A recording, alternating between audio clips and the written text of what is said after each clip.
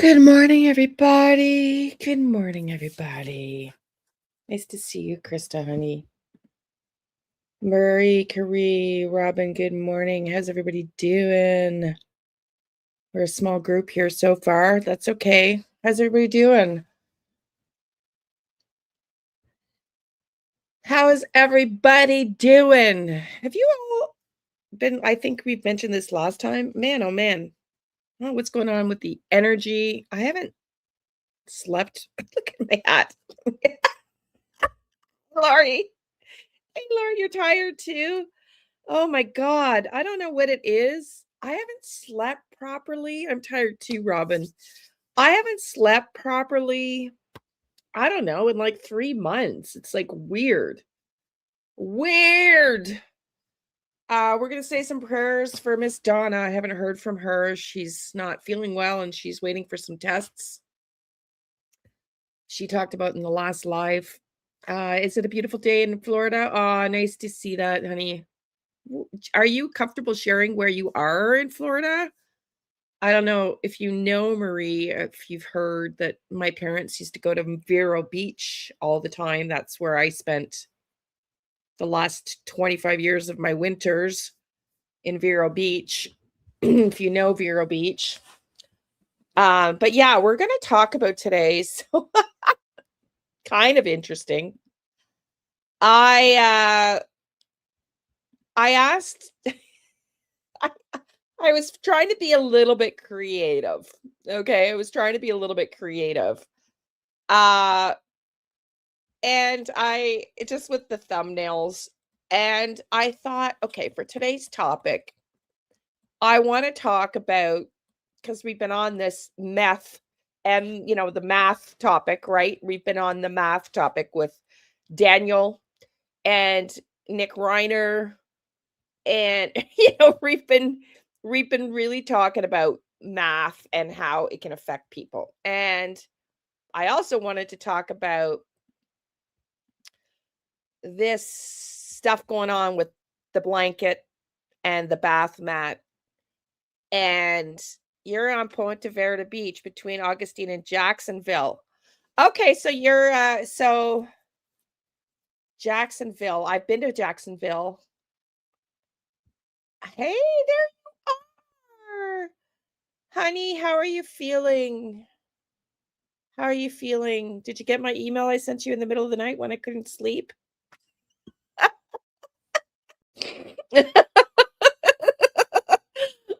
Like, hopefully it didn't wake you up 3 or 4 in the I can't even remember what time it was. 2, 3, 4, I can't remember. You're scared. Honey, you'll be okay. Stay positive. Stay positive. Do you want to come up and chat? Do you want to come up and chat with me? Anyways, I'll have the first test December 30th. 30th. Okay, well, good morning, Rocky. Stay positive, honey. Stay positive, Donna. Stay positive. Anyway, and if you want to talk, just send me a text or whatever. Stay positive. Okay. Anyways, so it was like, okay, I want to talk about the math,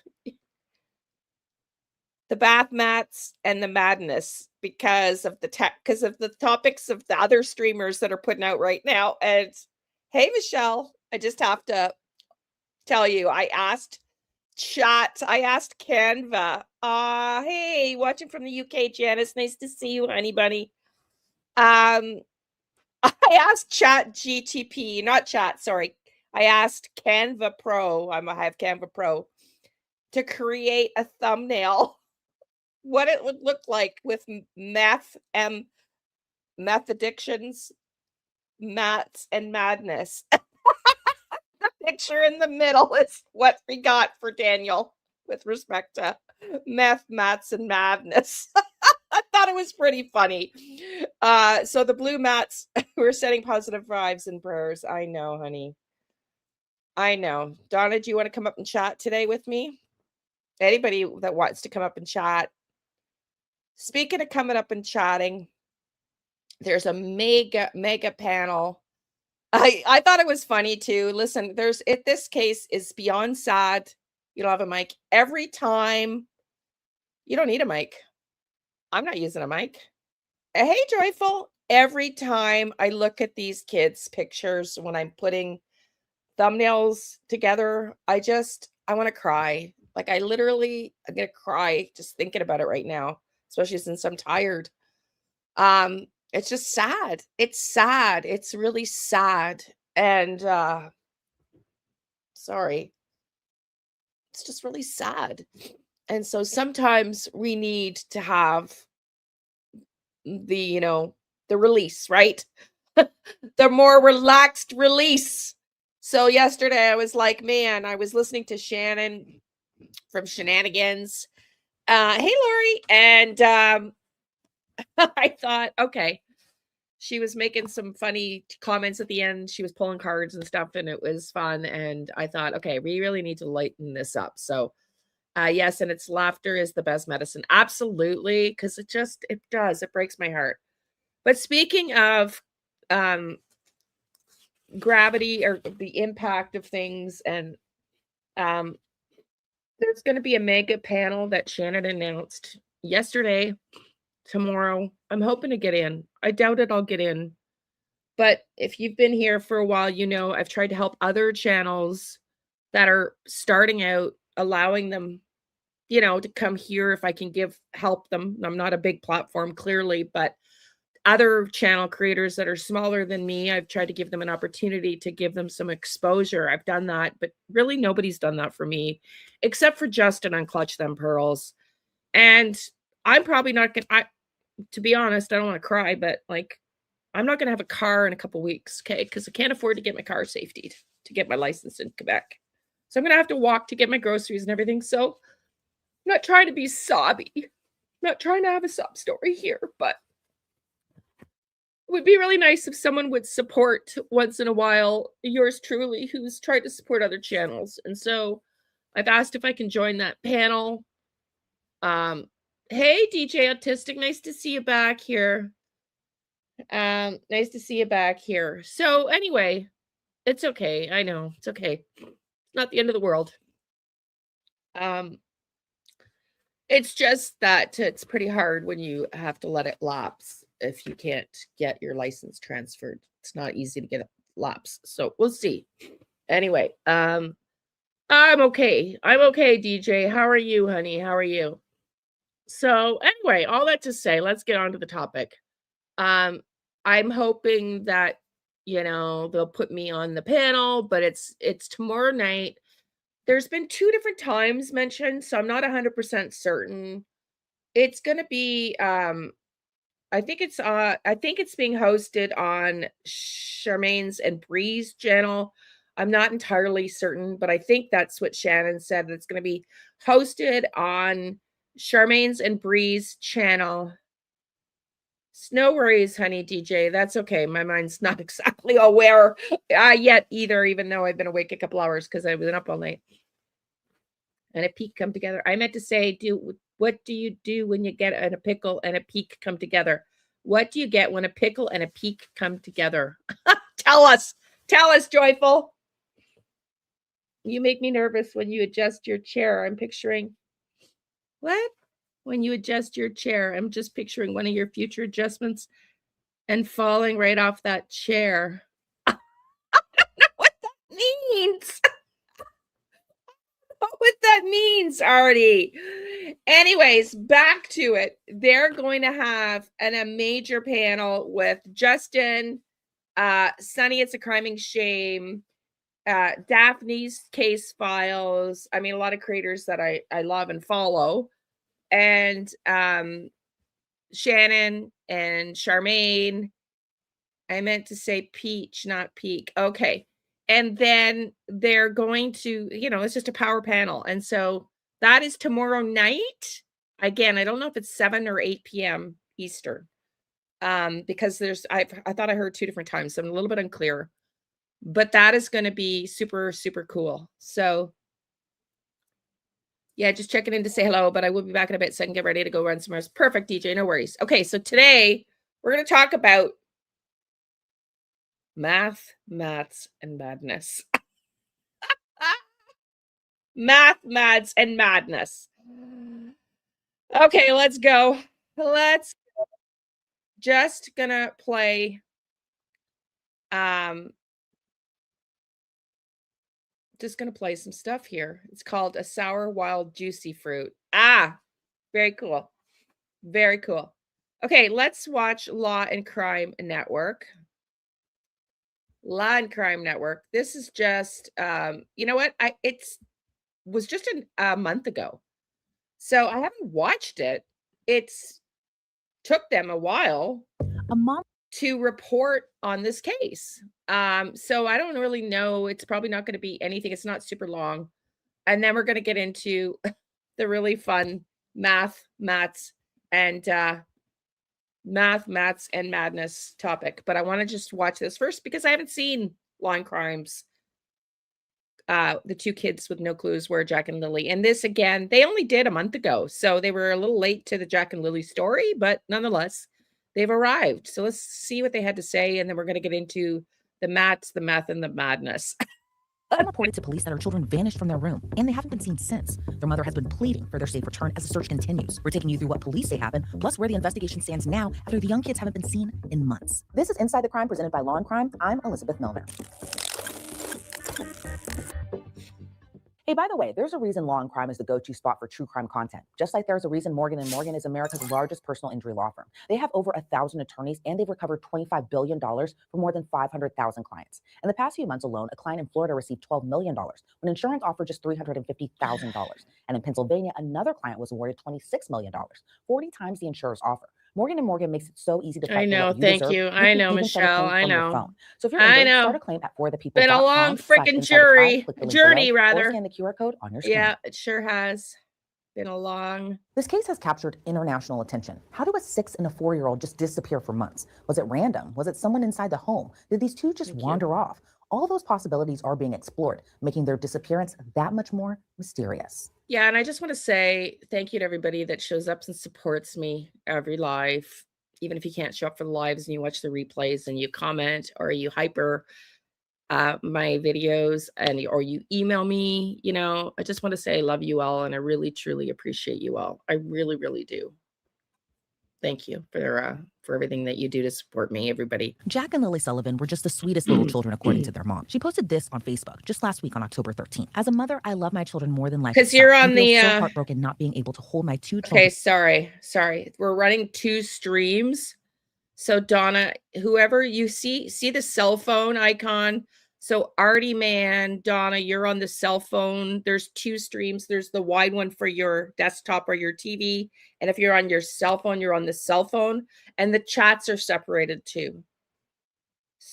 So that's it. Okay, I'm not going to stop. Let's get into this. Okay. Let's get into this. Lilly and Jack kiss them, breathe in their scent, or tuck them into bed, dress them, wake up to their sweet, smiling faces. The longing I have for them to come back home to me is a greater feeling than I could ever imagine feeling, or put into words how I am feeling. There is not one single day, minute, or second that goes by that I'm not thinking about my children. I walk into a store and all I see is things they love, that I want to get for them when they come home. The candy they like, the clothes they wear, the toys they love. Welcome, Stella. Nice to see you, honey. I just so desperately want them home safe and sound back into my arms where I'll never let them go. I'm truly traumatized not being able to hear the sweet sounds of their voices, their laugh, when they would sing a Gabby's Doll song house that now only makes me cry when I.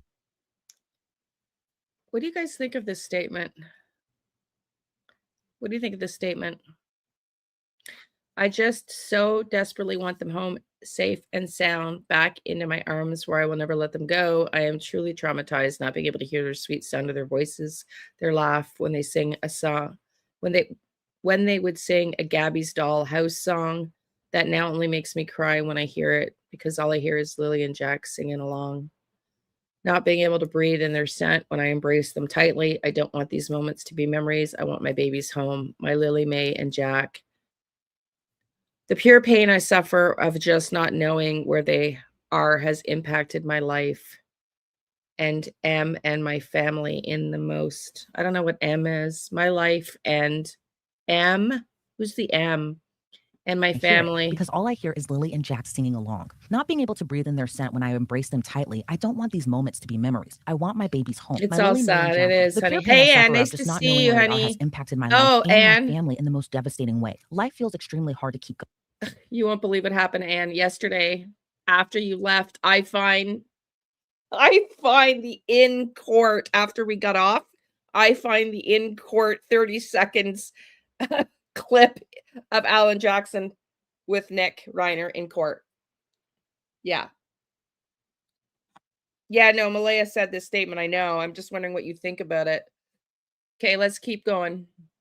With no answers, it is just pure lostness. Like I can no longer feel at home anymore. No matter how lost I feel, I have not given up hope that my children will be returned home to me safe and sound. I have all the faith and hope I will see them again. 6-year-old Lily Sullivan and her 4-year-old brother Jack have been missing since May of this year. According to the Royal Canadian Mounted Police, the two were last seen on May 2nd in Nova Scotia. Jack and Lily's mom told police that on that morning, she and her husband were in bed with their baby Meadow, but they could hear Lily and Jack playing in the kitchen. Lily even reportedly peeped her head in multiple times to look in their bedroom. But then suddenly, the kids were gone. Their stepfather Daniel went to check on them, but no sign of them. Their boots were gone, and so was Lily's backpack. On that same day, police got a 911 call that the siblings wandered from their home. Police spent the first week of their disappearance scouring the woods near their home, but still no signs of Jack or Lily. According to a May report by Canadian Broadcasting Corporation, or CBC, police called off the search as they fear the worst. RCMP Staff Sergeant Curtis McKinnon said in a May 7th press conference, "If we thought they were alive right now, we'd still be out there." RCMP confirmed an underwater recovery team searched the lakes, but no evidence was uncovered. Jack and Lily's stepdad, Daniel Martel, believed that the siblings slipped out of the sliding door back when Daniel and the children's mom, Malia, were in their bedroom with their 1-year-old daughter. Other theories have swirled since. One neighbor reportedly heard a car going back and forth near the home in the middle of the night before they disappeared. The neighbor said his home was elevated from Jack and Lily's home, so he could see the vehicle lights from over the treetops. Court documents viewed by CBC say he said the vehicle left 3 or 4 hours after midnight. Yeah, I saw it this morning. Listen, I might do another video on Nick Reiner because we had 1,600 people in that stream yesterday morning. I gave you guys no notice, and sure enough, it's the largest attending stream. Go figure, that I've done all month. Honestly, I think Malaya didn't write that letter. She spelled her name wrong, but I could be wrong. Lori, I agree. I think somebody probably helped her, and I don't mean to be disparaging. I'm really not mean to be critical, but I think there's illiteracy issues with both parents. They're not super literate, and well spoken, right? Into the early hours of the morning. He said the vehicle would drive off in the distance and he could hear it stop and then return. He said it remained in earshot the entire time. Another neighbor reportedly told investigators on May 17th he heard a vehicle near Highway 289 turn around by railroad tracks near an intersection close to Jack and Lily's home. That neighbor spoke with the other neighbor, saying that the car he saw was Daniel's. But police said there was no evidence like surveillance video, so the witness statements couldn't be proven. In the department's most recent update from October 21st, a spokesperson told the Canadian press that police found, quote, no evidence of any vehicle activity at that time. As such, no. Okay, let's talk about this. We've got 4 videos today. Okay, 4. Some of them are longer. So let's talk about this. It's going to be a longer stream. Thank you, hon. Yes, Donna. Thank you for sending some wishes to Donna. Donna needs our prayers. Kitty's having a very hard time physically as well. So everybody, just some prayers for our collective mods community. Hope's having some challenges, as she mentioned here. So let's send some prayers to our beautiful mods, everybody. Okay, what do you think here about this statement? 21st, a spokesperson told the Canadian press that police found, quote, no evidence of any vehicle activity at that time. As such, no driver has been identified, and the presence of a vehicle has not been substantiated as a key element in the investigation. Earlier. Okay. What do you think of that? Okay. It has come out that DT did prove in another article that they did look at surveillance, and they still can't substantiate the fact that the neighbors heard 2 cars coming along. And Justin, so I could find that article. Man, if I could find that article. Justin was the first person to give the statement. Justin gave the statement the next day or that day to the police. It was Brad Wong who later substantiated it afterwards. I just am so curious how these two neighbors heard a car. Justin, no, it wasn't his brother, Joyful. It was the neighbor, their neighbor, Justin, that heard. Let me see if I can witness Jack and Lilly. I think it was the Globe and Mail.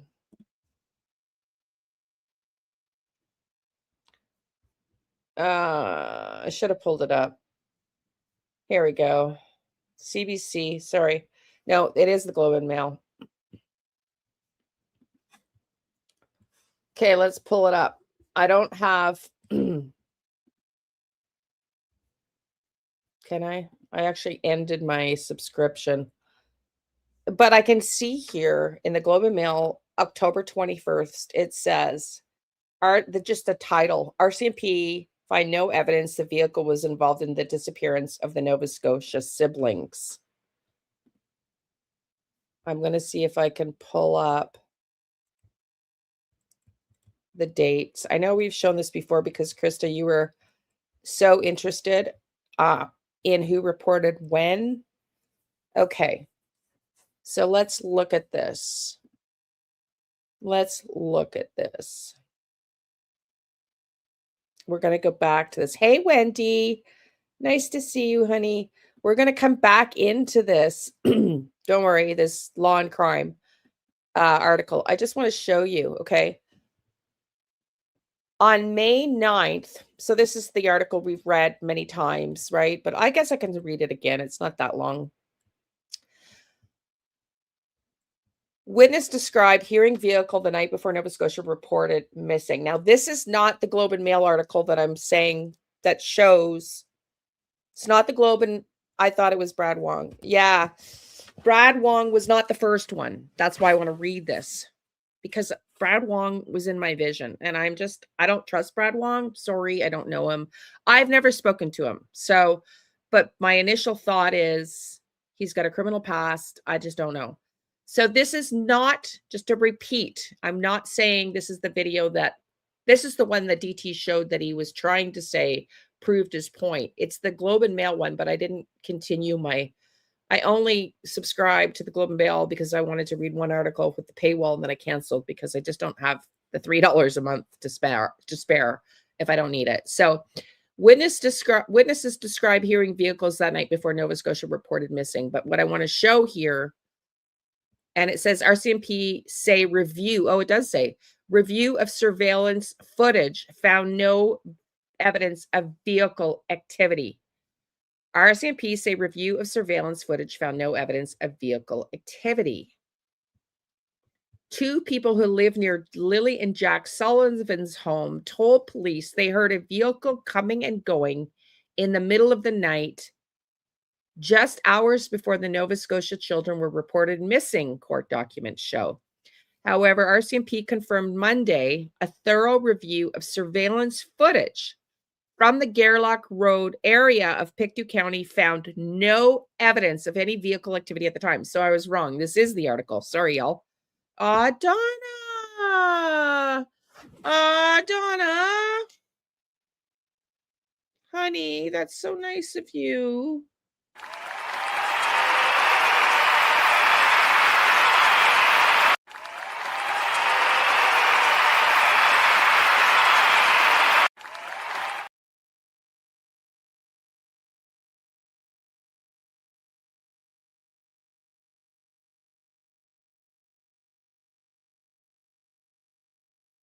So kind of you, Donna. Thank you, honey. Yes, sweetie, it certainly will. Thank you. Thank you. I'll get it in January, but it'll help. Every little bit helps, honey. Thank you. Thank you. Thank you. You know, I love you. You know, I love you. I wanted to get a mods party together and generally on here to do like Reiki healing and stuff too, but we can talk about that later. But okay, let's talk. So it does say, it doesn't mean they didn't hear, you're right, but the footage doesn't show. So confirmed Monday, a thorough review of surveillance footage from Gerlach Road area of Pictou County found no evidence of any vehicle activity at the time. No driver has been identified, and the presence of a vehicle has not been substantiated as a key element in the investigation. RCMP Communications Advisor Allison Gerard wrote in an email to CBC. Gerard said the witnesses reported hearing a vehicle but couldn't confirm seeing one. The new details from witnesses are laid out in redacted records that were previously released in August at the request of CBC News. The Canadian Press and the Globe and Mail on Friday. New details of the case were released after CBC News fought to have some redactions lifted. The documents contain court applications filed by investigators for permission to conduct searches for phone records, banking records, and video related to the case. They include unproven statements made by police.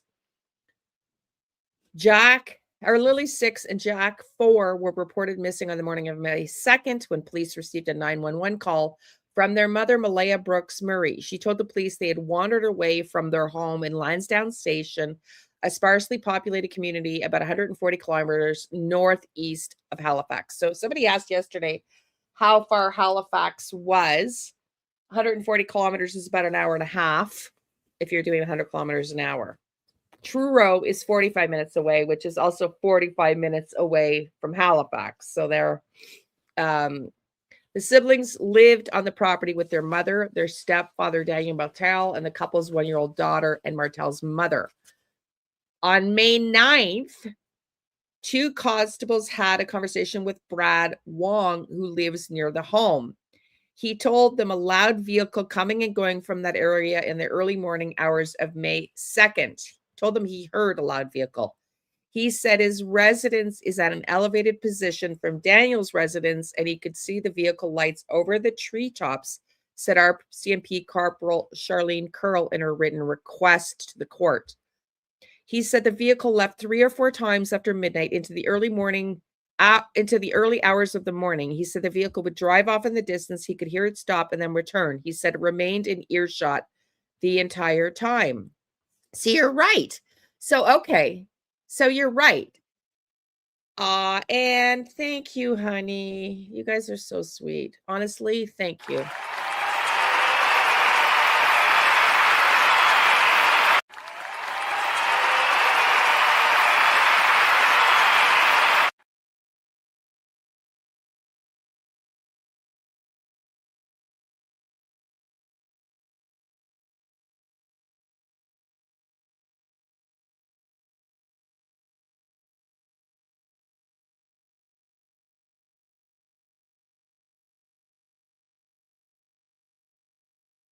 Damn, I'm still muted.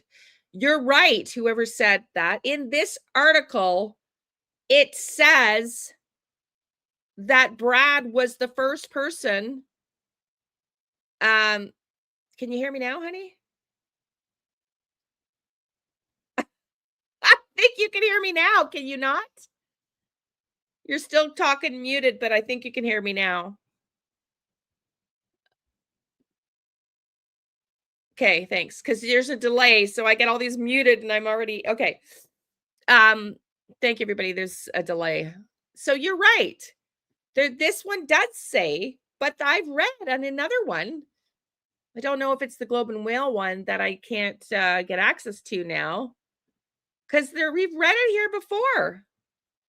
Let's see if I can get. We have read it here before where it said the opposite.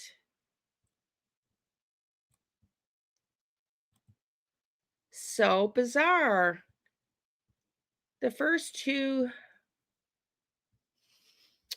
Wow. I don't know what to say.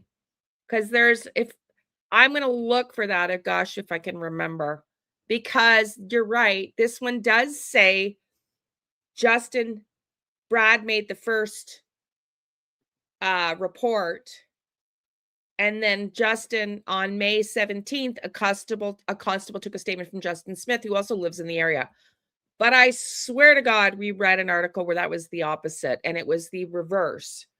But this makes more sense if we want to believe, like I believe, because I have my vision, that Brad's somehow got some involvement in this. Like, there's just, Smith said he was on Facebook during the early hours of May 2nd around 1:30. He heard a car on Highway 289, which is Gerlach Road, turn around by the railroad tracks near the area of Gerlach Road and Lansdowne Station, which is where we found the blanket, right? Where the blanket was found that the police have later come out and say was planted. The intersection is near the home where the children went missing. It made noise, then went quiet. The vehicle was quiet for about 2 minutes, then drove towards Lairg Road.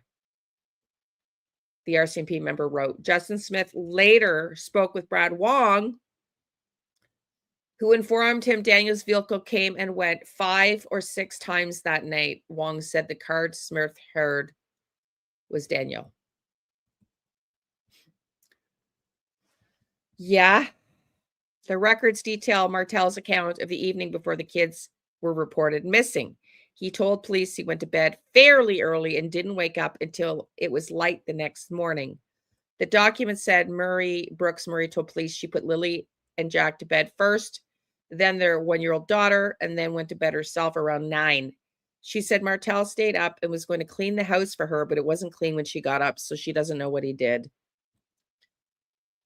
And that makes sense if that's really what happened. Justin talked to the RCMP the day, and they finally went to talk to Brad about 8 days later. Well, that's what I thought. This is what I thought, but this article is getting them reversed. So, I mean, maybe we'll get some clarity on that Friday with the panel, because, I mean, other than, if we want to believe what Justin and Brad have to say, other than talking to them directly, we've got 2 conflicting reports, because I know I've read it here on this channel, but it makes more sense. What do you think about this? I just want to stop and ask, and then we're going to go back in because we got 4 videos to play, and the other ones are longer. What do you think about this? Daniel was helping his mom. So he says, yeah, but what do you think about this?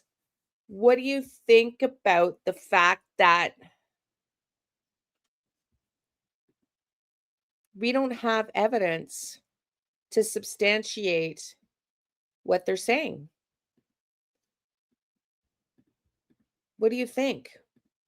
Do you think if it was Brad that came forward first, but in the wrong way? Yeah, Joyful, I get it. Do you think these people heard a vehicle coming and going? Do you think they heard something coming and going? Because long before this story came out, that's what I said. I told the RCMP I felt that they disappeared before it was reported. And that they walked out the front, along the side, and then went back towards Lansdowne Lake, and then back towards the pipeline, which is where the prints were found. Thanks, time will tell. So do you think they heard something, or are they colluding against Daniel? Like, was he hated by all his neighbors? You don't know? Anybody else have an opinion on whether they really heard something? Because what are the chances that 2 people... Yeah, but then I don't think Brad would want to be under scrutiny because of his past. That's true, Robin. I mean, that's a good point. But the chances that they would both create a story, like, I mean, you go over to Justin. I mean, they probably know each other, right? Because it's a small community. There's not a lot of neighbors. They probably know each other. But the chances that 2 of them would collude this story is weird. I think if anybody heard it was one person, they didn't even know for sure. Yeah. I mean, it could be. I mean, maybe they did collude. Maybe Brad created the theory. Justin had called to say he had cameras. Beautiful, welcome, beautiful Rose. Justin had called to say he had cameras they could look at to see if any vehicles are in the area. The thing is, Justin was at the camp. His cameras he could only show would be his ex-wife's. Okay, interesting. Interesting. Which is apparently way further up the road. Interesting. Okay. If there's no evidence, I always thought that Brad was sus. I find it odd that all these items were well, this is it, right? Yeah. This is my point. Like, what are the odds that two people just concocted a story to piss Daniel off because they hated Daniel? Like, this is a missing child's case. You know, at the time, I don't think you want to just go, hey, let's try to F this guy up. And like it just,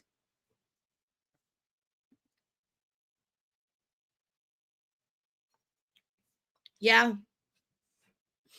yeah, it's true, Donna. They could have been up. Yeah, they could have been up. It's a small place, not very active, but when action occurs, like Brad seeing headlights, people pay attention because it's not normal traffic. Why lie? Well, this is what I'm thinking. Brad, Justin, and Johnny. Ah, okay. You don't think they're lying? I don't think so either. Like I don't, but it's weird. It's weird because I did have a vision of Brad. Oh, and the other thing I wanted to say to you, when I had my vision of Brad, right? We were live. And I said I could see him opening the door and like plowing into the kitchen, right? And that the kitchen is as soon as you enter the door in the trailer. I had no idea that that's the like I mean, I had never seen the inside of it until the other day on Facebook. And it's literally when you open the door that you're in the kitchen. So I got goosebumps. So I had the vision of Brad being upset with Malaya for her owing money. And I suspect it was a car thing. Okay. I'm just guessing. Did Brad help Malaya with her car or get a new car? Because we heard that Daniel's car wasn't working too, right? So I don't know. I'm struggling with this because if they were friends, I guess they could have made up the story, right? They could have made up the story. But I'm struggling with this because, well, maybe I don't need to be struggling with this because I'm struggling with this because it feels like a tattletale, right? Like the energy with these guys, if they're not getting along, is like, why is Brad in my vision? Why was Brad in my vision months ago only to have the bath mat, the sweater, and the towel, two of the three items show up that he admits were on his property in his burn pile? And why wait 7 months to plan the sweater? If it was Daniel, it doesn't make sense. More out with the search area. Well, this is it. So I said on Char's channel last night, Belinda was in the chat, Shannon's channel, not Char's. To me, it was planted to send a message. To me, because yeah, yeah.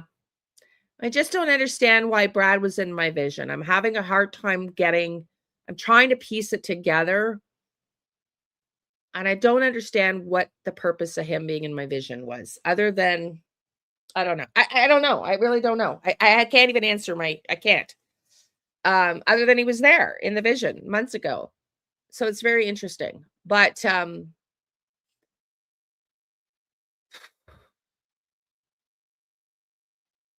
originally, I thought that maybe, and I still think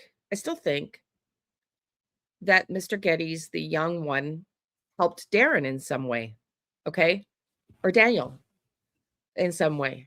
Floridian slip, Darren. Um, yeah, I don't know. I just have this feeling that he somehow was involved, and I'm really very curious to figure out what Brad's involvement in all this is. That's all. Because now we're gonna get into the blanket in a minute. And it's just weird. It's just weird. He probably wasn't making it up, but I don't know. I don't know. Earlier this month, the Northeast Nova RCMP Major Crimes Unit took their search up a notch. This is what they had to say in their October 8th update. In September, Inspector Luke Reddy and his police dog Narc, as well as Sergeant Dave Whalen and his police dog Kit, searched for Lilly and Jack in Lansdowne Station, covering a total of 40 kilometers. The team specially trained in detecting human remains searched at the property from which the children went missing, along the pipeline and intersecting trails, and in an area where a pink blanket was previously found, all locations where there was the highest probability of finding the children. However, the teams did not locate any remains. The dogs are highly trained to detect and indicate the scent of human remains. Therefore, if the dogs did not alert their handlers, it suggests dogs were never in the presence of human remains odor. However, this does not definitively rule out the presence of remains in the areas that were searched. It means either the odor is there and couldn't be detected, or the odor isn't there. According to Staff Sergeant Rob McCannon, the acting officer in charge, he said the investigation is still ongoing. In a statement saying, each piece of information includes the results from the search teams, helps inform our next steps. With support from agencies across Canada, the investigative team is working to validate or eliminate leads and follow the evidence wherever it takes us. At this stage, and as we said all along, we're considering all possibilities. We'll keep going until we determine with certainty the circumstances of the children's disappearance and they're found. Lily and Jack's mom, Malia, is still urging for help to find them. She wrote this to the Find Lily and Jack Sullivan Facebook page. To know the sweet boy will turn 5 years old next week is devastating. Jack Sullivan still remains missing alongside his big sister, Lily Mae Sullivan, and they both need to be found. 178 days missing. They are both beyond missed. A birthday should be filled with balloons, cake, and presents, music, celebration, and fun. But this year, it'll be filled with such heartache. Please note a candlelight vigil will take place for Jack's 5th birthday on Wednesday, 29th October 2025 at Stellarton RCMP Detachment. The vigil will be a quiet, respectful moment for the community to come together for Jack and Lily. I'm joined now by private investigator Ashton Pack. Ashton, thank you so much for joining me. Now, Jack and Lily Sullivan have been missing for 6 months now. Where do you think the search goes from here? I mean, they're just 4 and 6 years old. Yeah, it's a really tough case, and my heart breaks for these children. And unfortunately, after almost a quarter century in law enforcement before I retired, the cynic in me unfortunately feels those children. I'm just afraid they're no longer alive. I hope they are. I really hope that the RCMP up in Canada can really bring them home. There's always the possibility that they are still alive and out there, but as time goes on, we just understand from previous cases and the nature of these kind of incidents that the longer the time frame extends from the time that they were reported missing, it's just the odds of them coming home alive just increasingly shrink. So my heart breaks for those kids. Yeah, and my heart does too, because I mean, they're just 6 and 4 years old. I can't emphasize that enough. And my thought also goes to their stepfather's kind of reaction in a way about what's kind of happened to Jack and Lily, that they wandered out of the home. Their boots were gone. Lily's backpack was gone. But do you buy that with what we know right now? Mhm. Well, I mean, it's a rural part of Canada. May, not exactly a snowy season in Canada. Maybe it was a nice day for the kids to go outside. But as a father myself who raised, 3 children from very young ages on, you just kind of know where your kids are at. So I just Mhm. think it's a kind of an odd statement to say that they just wandered off Mhm. and nobody knew about it. It's a possibility. I don't know if it's a probability of what's the actual truth. And what do you Mhm. think the probability is that they were abducted? The chance that they were abducted, I mean, you can't rule that out. Right now, I know RCMP is treating it as a missing persons case. That might just be a strategic move for Canadian law enforcement, where the rules might be a little different, keeping it non-criminal at this point to kind of maybe bypass some rules and procedures that they have in their court system. I'm not really sure on that, and I'm no expert in Canadian law, but at this point, I feel like the longer we get away from the time of missing, the more chances that there's some kind of foul play going on here. Is an abduction a possibility? Some kind of a trafficking incident? Absolutely, it's a possibility. So, Ashton, I'm Wow. I hadn't heard this before. Absolutely. Trafficking is a possibility. Now that is very interesting. That is a very interesting perspective. also curious your thoughts on why the cadaver dogs haven't been able to find any traces of human remains. Okay, Krista, Well, cadaver good. dogs are good at doing one thing: finding human remains. And if the human remains aren't there, then that checks that box. I mean, you can bring in cadaver dogs early, and I think that was a very wise move, because God forbid these kids got out and were exposed to the elements. I mean, again, I don't know what the weather was like in May in Nova Scotia, but you are pretty far up in the northern hemisphere. So if there was some kind of they wandered off and God forbid something happened to them where they passed in the elements, then the cadaver dogs would have been able to absolutely ping on that scent of those children that were missing. And how difficult is it to search like a very rural and wooded area as it is, kind of near where Jack and Lily were living around, or still kind of living around this time? But in terms of just searching for searching for them in this very rural area, what is it like to kind of do that? Yeah, that area, most of my law enforcement career was in the Mojave Desert here in Las Vegas. But yeah, I was law enforcement in a Lake Tahoe area where it was very wooded and very dense. And yeah, those searches we had to conduct several, and it's that is such a heavily wooded area that without, utilizing multiple air assets, potential drone technology, volunteers, people who could come in and set up that grid search and start to conduct a massive search. Again, these are 4 and 5-year-old children, 6-year-old children. How far can they really get? And all That's my thing, is how far could they have gotten? How far? Okay, we're about 4 minutes out from putting on some of the discussions about what was found, this insanity, the madness, the maths and madness piece. reality without a neighbor seeing something, passing motorist spotting something happening, this doesn't really sit well with me. But yeah, the grid searches in those kinds of areas, very difficult because it is just so heavily wooded, massive amounts of wildlife up there, from predators to just everyday, animals that roam that area. So it's a tough one up there. That's what makes this case all that more mysterious. And just going back to what you had mentioned just about the neighbors possibly seeing or even hearing. I mean, okay, so here's the thing. I hear what he's saying. I absolutely hear what he's saying. But it's like I said yesterday about them, they could be in the backyard. I mean, we only hear now that Daniel says he heard a scream. But I heard Justin last night on Clutch Them Pearls talk about that, Okay, so he heard a scream. Where was well, this is it. Where was, hey, oh my God, I hear Lilly screaming when the police are there. If that's true and Daniel says he heard a scream, would you not be like, holy F, get over here, police, when they're all there? I just heard Lilly scream. Let's go, let's go, let's go. Like, it doesn't transmute to say it later. It's weird. It's a weird statement to make after the fact. I mean, maybe it's true, but that's the part that I have a hard time with. Like, long before we heard Lilly scream, she can scream. She's got some howls on her, man, howlers. Would we have heard? Yeah, everyone in the area would hear her scream. Absolutely. And so how could they have gone that far, not been terrified at their little ages, and not scream? Where you'd be able to hear her. And like I said yesterday, Lilly didn't put her backpack on and go, okay, Jackie, we're running away now. We don't like the environment here at 6 years old. She didn't do that. She can't have been intellectual enough at 6 years old to say, Jackie, we're running away. I heard a scream too. I was screaming because winter sucks. Wolfie, nice to see you here, honey. Nice to see you. I know. Yeah, like, it's wild. Like, how the hell could they have not heard? And Daniel's story and recounting it after the fact is not believable. It's not believable. Okay, let's keep listening in, and then we're gonna get into, I want to play DT's interview from the Please Bring Me Home. I have AB's video, and I have another one we're going to listen to about the math, the mats, and the madness. Okay, let's go.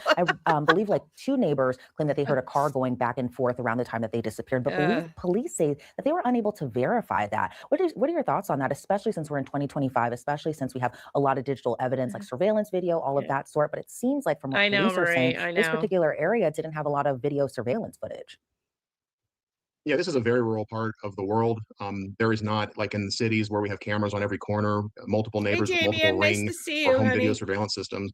I personally think that, it's just a tough play. Hey, Wolfie, please put a prayer in for me. I'm really trying to get on the panel. I've emailed Shannon, please, for tomorrow night. So please put a prayer in for me. I'd love to be on the panel. Eyewitness testimony, you have a neighbor who says, I thought I heard a car. How reliable can we really treat that? We've seen time and time again the science behind eyewitness testimony. And this is when people say they are watching it firsthand, where it can be, unreliable in a court of law. What did I hear last night at 2 o'clock in the morning when I was up, checking the doors? I don't know what I heard. I can't really, the brain will fill in some gaps. Sometimes people think they hear things, and also thank you, honey. Thanks. At this point in the investigation, I would think that law enforcement is now going to be, they're really going to be relying heavily on the computers, the phones of the stepdad, the mom, and the people in that house. What kind of digital footprint did they have? What was their Google search looking like? And these are all things that will be happening behind the scenes by the investigators. And of course, none of that will be made public because they have to maintain the integrity of this criminal investigation. Yeah, which makes it all the more tough because I know that people just want the answers, right? And I know that police are looking. I mean, okay.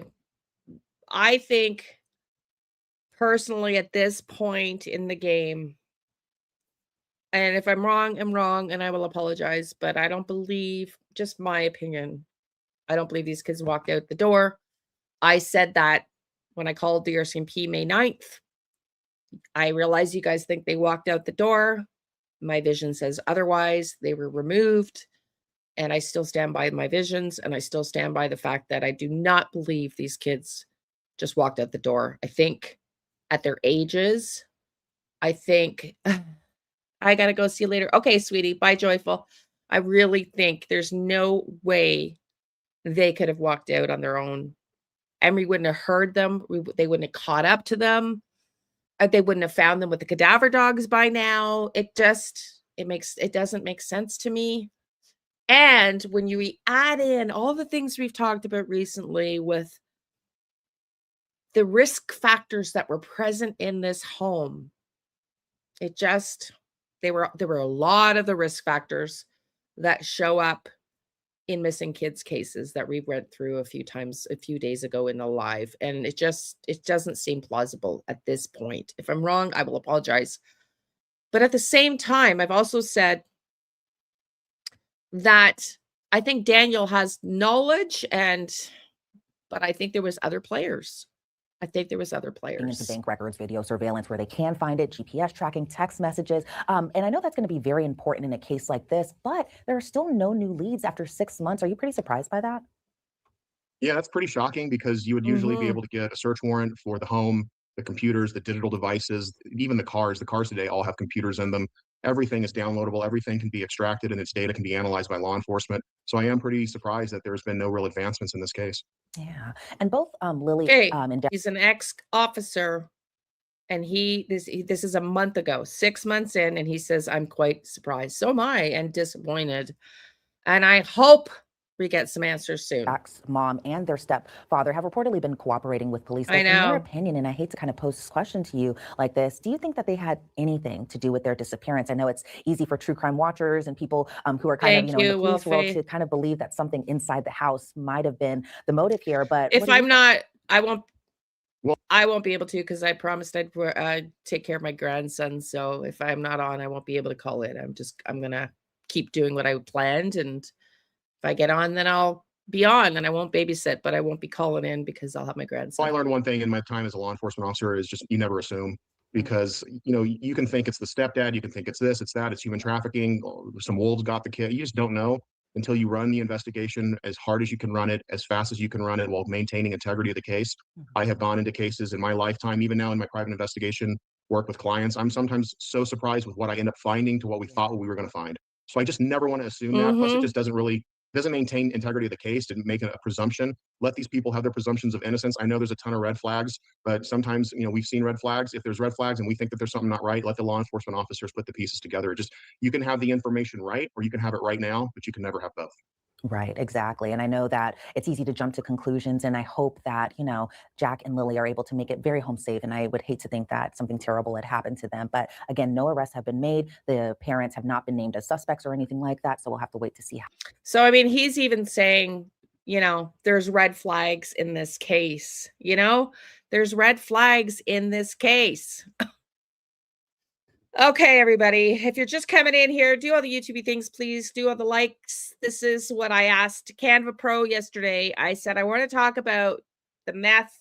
We've been talking about the math on this channel for the last few days about the violence associated with the math addictions and how we went through some statistics on this channel on missing kids cases and the risk factors. Yeah, a lot of red flags. Exactly, Anne. Yeah, a lot of red flags. Totally, Robin. Everybody keeps saying it isn't a mastermind. We know this. So who is the criminal or that assisted him? Yeah. Yeah. So, but even he is saying that there's some red flags. So back to this. We're going to get into the math, the mats, and the madness here now. But I just, for fun, I needed some levity yesterday. And I thought I would do something a little fun. And I asked Canva Pro, I said, I need a thumbnail for these 3 topics. And in the middle is the picture, the maths and the madness with the bath mat on the bottom here with some sort of, I thought it was kind of interesting, some sort of secret coded language on the bath mat, which I didn't ask for, but I thought it was interesting because I think there was a message being sent. I think there was a message being sent. And I said it in Shannon's chat yesterday. I don't think it was intended necessarily to be directed directly at Belinda, but whoever took that mat and rolled it up and brought it over to Brian Ward's property from Brad Wong's fire pit knew that it was Belinda that was bringing Please Bring Me Home out. They knew it would likely be found. And so why did they do it? Is the question. And it has to be to send a message. What the message is anybody's guess. I personally think, just me in hindsight, okay? Daniel trying to cover his you know what, okay? Let's just say Daniel was the one who was going back and forth as reported by Wong and Justin with his car that night. And he's already said, yeah, it looks like somebody ripped a blanket, Lily's blanket, half of it out of the garbage at the end of the road. And then the cops come back on. Yeah, absolutely, Wolfie. I mean, that's how I see it. There's 3 people on the property, period. 3 people on the property, bottom line. And that's what I've said here. Like, for the love of God, could they not just arrest them on negligence? They have clearly admitted that they went back to bed and these kids disappeared. They admitted they went back to bed and these kids disappeared. Yeah. So, yeah, possibly Malaya with JD and Daniel. But yeah, there were 3 of them. Possibly, I don't know who the 4th is. I would venture to guess maybe Daniel's friend, JG maybe. But I think it's a distraction. Look over here. Yeah. Well, this is it. So think about this. Okay. I said this the other day on the live. If you're Daniel, okay, you're Daniel, and you've gone out of your way to plant a distraction, and the kids are the opposite direction, in my opinion, potentially, or not where the blanket is. Let's just say that. Okay. The kids were not, I agree, Wolfie. And I said that to Mike Wilson. They did not disappear that morning. They disappeared the night before. And then this evidence came out after the fact. So yes, let's just say the kids were sent one way and the distraction of the blanket was sent the other way, right? And then you think they're going to buy your story.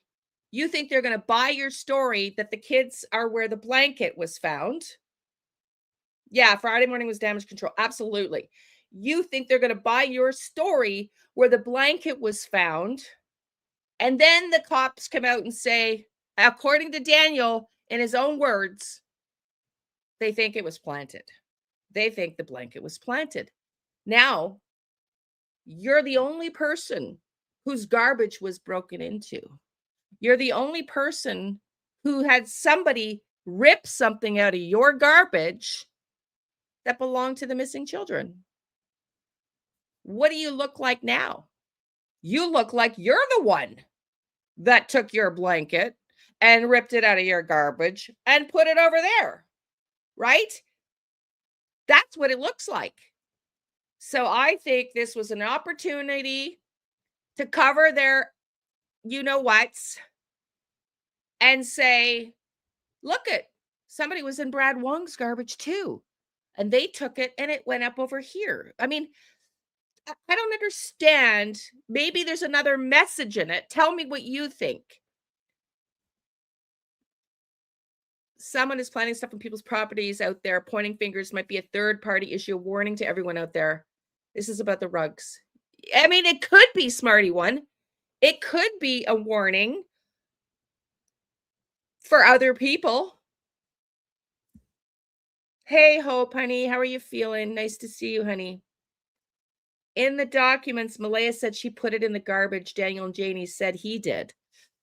Malaya's, see, I haven't been able to get a hold of the documents because I don't have the money to pay for them. So, in the documents, Malaya said she put it in the garbage. I'm going to have to go back and listen to those somewhere else. Daniel and Janie said he did.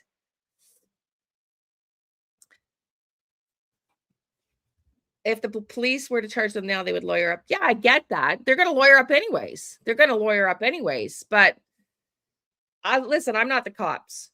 I have no idea what they know or they don't know. Okay. But I've said this here before. I'm not going to say who, but I've talked to 3 of them, right? I've talked to 3 of them. Mike Wilson's been removed off the case, which is sad, but I've talked to 3 of them. And one of them told me just over a month ago now, they had no clue. They had no clue what happened to the kids. So when I said then possibly the narrative of them walking out the back door might be something you stop looking at and you might start to engage in other theories. I'm not a cop, but that's just my suggestion if you really have no clue. So what did he say that to me? To lie to me? I don't think they really have evidence here. I think they have their suspicions, but I don't think they have evidence yet to put that together as a criminal case, or we would have heard about it. We would have seen the arrests. So I guess my thought was these 2 kids are still missing. Maybe you get them in a room and maybe they'll start talking if they're under. We see that tactic happen over and over and over again. In fact, we just learned about it with Nick Reiner. They used his drug addiction issues. We saw it with Melody Buzzard and Ashley Buzzard. They arraigned her on something totally different to see if they could get her to talk. Bigfoot planted the blanket and a couple of Oompa Loompas behind. Yeah. It's just wild. It's just wild. I agree. It's Smarty okay intertwined with drug misses. Yeah, I mean, it could be. Remember, we were talking about Hope, Jordan Getty's message potentially, if you're right with your experience that you have from your son. Yeah, I got a wild imagination too, and you need one in this case because, man, oh man, because I think you got to keep up with people that are thinking creatively on math, like people that are on math, you know?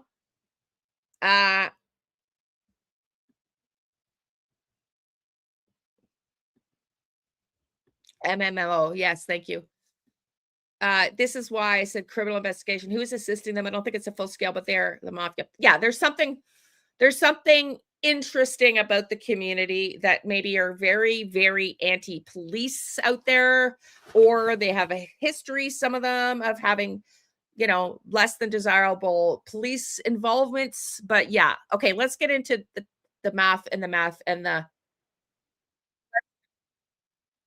okay, this is very interesting as well. And I'm not saying I know everything, that there is to know about this case. But I told you all, I've also told Mike Wilson that, hang on, I'm getting an email from one of you. Oh yeah, I want to ask you this in a second. I also told Mike Wilson that, and I said it here, that I felt like the person who took them knew the land, but they were using like markers, like points of land of reference. And then we get this geo thing that came out. Let's listen to this, and then we're going to get into the actual interview with Please Bring Me Home. Yeah, it's just strange. Strange. So we're organizing a search for Jack and Lily Sullivan. We are relying on community members to come and join those efforts. We're going to offer like a little bit of shooting from the hip training on walking along looking for evidence. We've had about 40 people volunteer, but overnight you've had some people drop out. So I would be over the moon if 30 people showed up. Your safety does come first. We are looking for the kids, but your safety comes first. I would say mostly family and friends, Miss and then there's just Belinda. like concerned members of the community that wanted to get involved and help search, and this is their opportunity to get that. We were not going to get involved. We were trying to stay far away from this because we felt that the RCMP were heavily involved, search and rescue was heavily involved. They were doing a bang up job from what we could see from the outside looking in, and you know, as soon as you start having conversations with the family, when any family member fills out an intake with Please Bring Me Home, we always get involved in some capacity. We never say no. Of course, it's sad we're going to search for 2 missing kids, but I think that the community and the family coming together to do this. I was watching it when I was working on my book, but I didn't hear the leakage piece. Like I didn't quite connect that because I was trying to get my book done. I'm almost done. It'll be done today as scheduled. Thank God. Cannot wait to get this book off my plate today because it's been causing a lot of sleepless nights as well. But yeah, so I heard him. That's me. That's you that just sent me an email?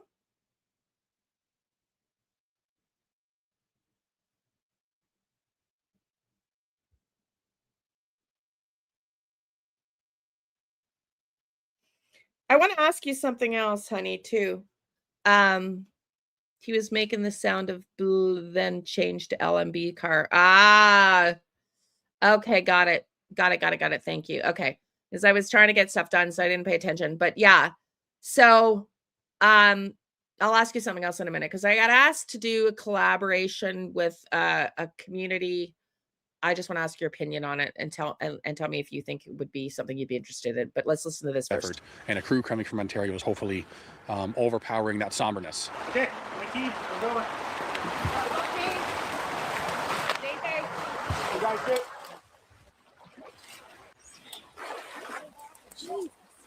Can you describe how the day's been going so far? It's been a wee bit stressful. Just trying to manage from the outside to make sure that the searchers are safe, and there's 6 groups, so it's a lot of moving around and making sure that they're okay. Like I've had to get 2 people out who needed to go out because it was too much for them. So that's been a little bit difficult to manage. And then just with the cell service and the walkie-talkies not working properly, it's been really difficult. But I know where everybody is now, and we've only got a couple hours left of sunlight, so we're ahead of the game. There has been some items located that would initially be like items of interest, so I'd look to be like a boy's t-shirt. Okay, I think this is the one that they did not collect, which I don't know if they went back and got it later, but I think he referenced they didn't feel it was fit to collect, but we'll listen to that shortly. We located, we sent that to the RCMP. They're going to connect with family to see if they did appears familiar. Okay. At this time, it doesn't appear to be a familiar shirt. We found like a box with some people's names in it that are interesting that we're going to turn over to the RCMP. They're actually on duty today, so just in the event that we do find something. And they were very interested in the box that we found with the certain names in it that I can't say, but they're interested in that. And the fact that it's found in the water, downriver, and yeah, it's just strange. It's strange. We're going to go and just check in with 2 of the search teams. This is a rickety road we're going to be going down to reach them, though. Likely going to be picking up 2 of them to come back to vehicles so that... What do you think they wanted with the box? What do you think they found interesting about the box? Caught on quick that he thinks the kids didn't. I know. Yeah, he said it too. I heard it too. We played it here too. He does definitely suspect. What do you think the RCMP wanted with the box? They can come and the rest of them can get picked up. I'm good. Anyone want out of this? Good. Okay. So just continue on then. So you guys are going to go to the pipeline, or sorry, yeah, it is the pipeline trail, and then walk on the opposite side of the woods. It's a pretty thick trail, and then I guess just follow along the water. Do you guys think, like, see what time you're at when you get to the water though? Because you'll see you're still. Yeah, I got you. You're got a ways up here to go and down there. So, and I want to start really getting people out by 4. Yeah, what time is it now? 2. Yeah, 2 hours. This, by far, has been the most difficult to manage during the search because you're having to check in with each team every 30 minutes and things come up. You have to go and talk to property owners who are upset that we're there. I will have you charged for Do it. This has been by far one of the more difficult ones to manage from a safety perspective. Now that I've been here, I'm even in my own mind trying to comprehend how it can be possible that these kids wandered off and they haven't been found, especially after being in there and seeing all the flagging tape and hearing from all the property owners that we spoke with what the searching has been done. I'm having a really hard time fathoming that probability now that I've seen it for myself. And what makes you say that? Many things, but I think most importantly it is the amount of effort that search and rescue has put forward to try and find these kids and how quick they were able to start that process. I just find it more unlikely by the minute today that they had wandered. I'm not saying it's not possible. It's just I after seeing it, I can't understand how they wouldn't have been found that first day. We're not stopping. Like we have to stop because winter's approaching. And we will come back in springtime and do a search dependent on what RCMP's involvement in springtime will be. So, and who knows what will be learned throughout the winter.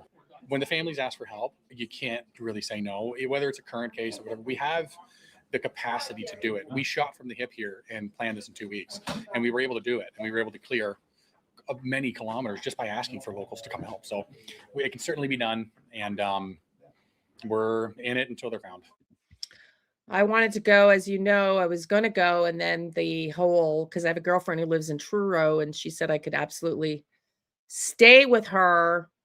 But then we had the forest ban.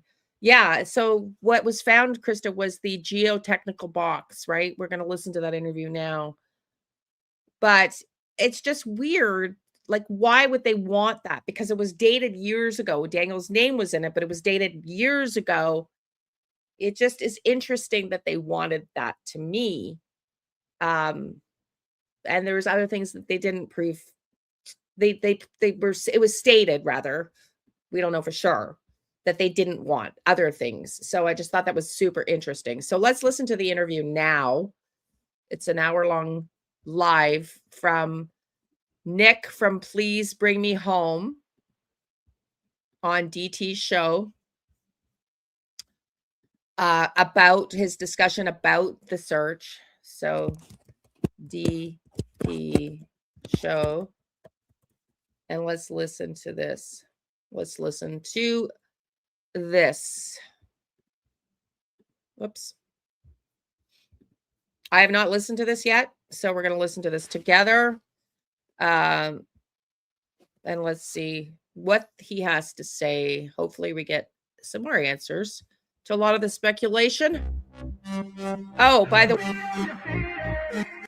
way, I learned yesterday, because Malaya was in, like I said, Shannon's chat from her live that she did sort of simultaneously to mine, I think, or right. I got off mine and jumped on hers.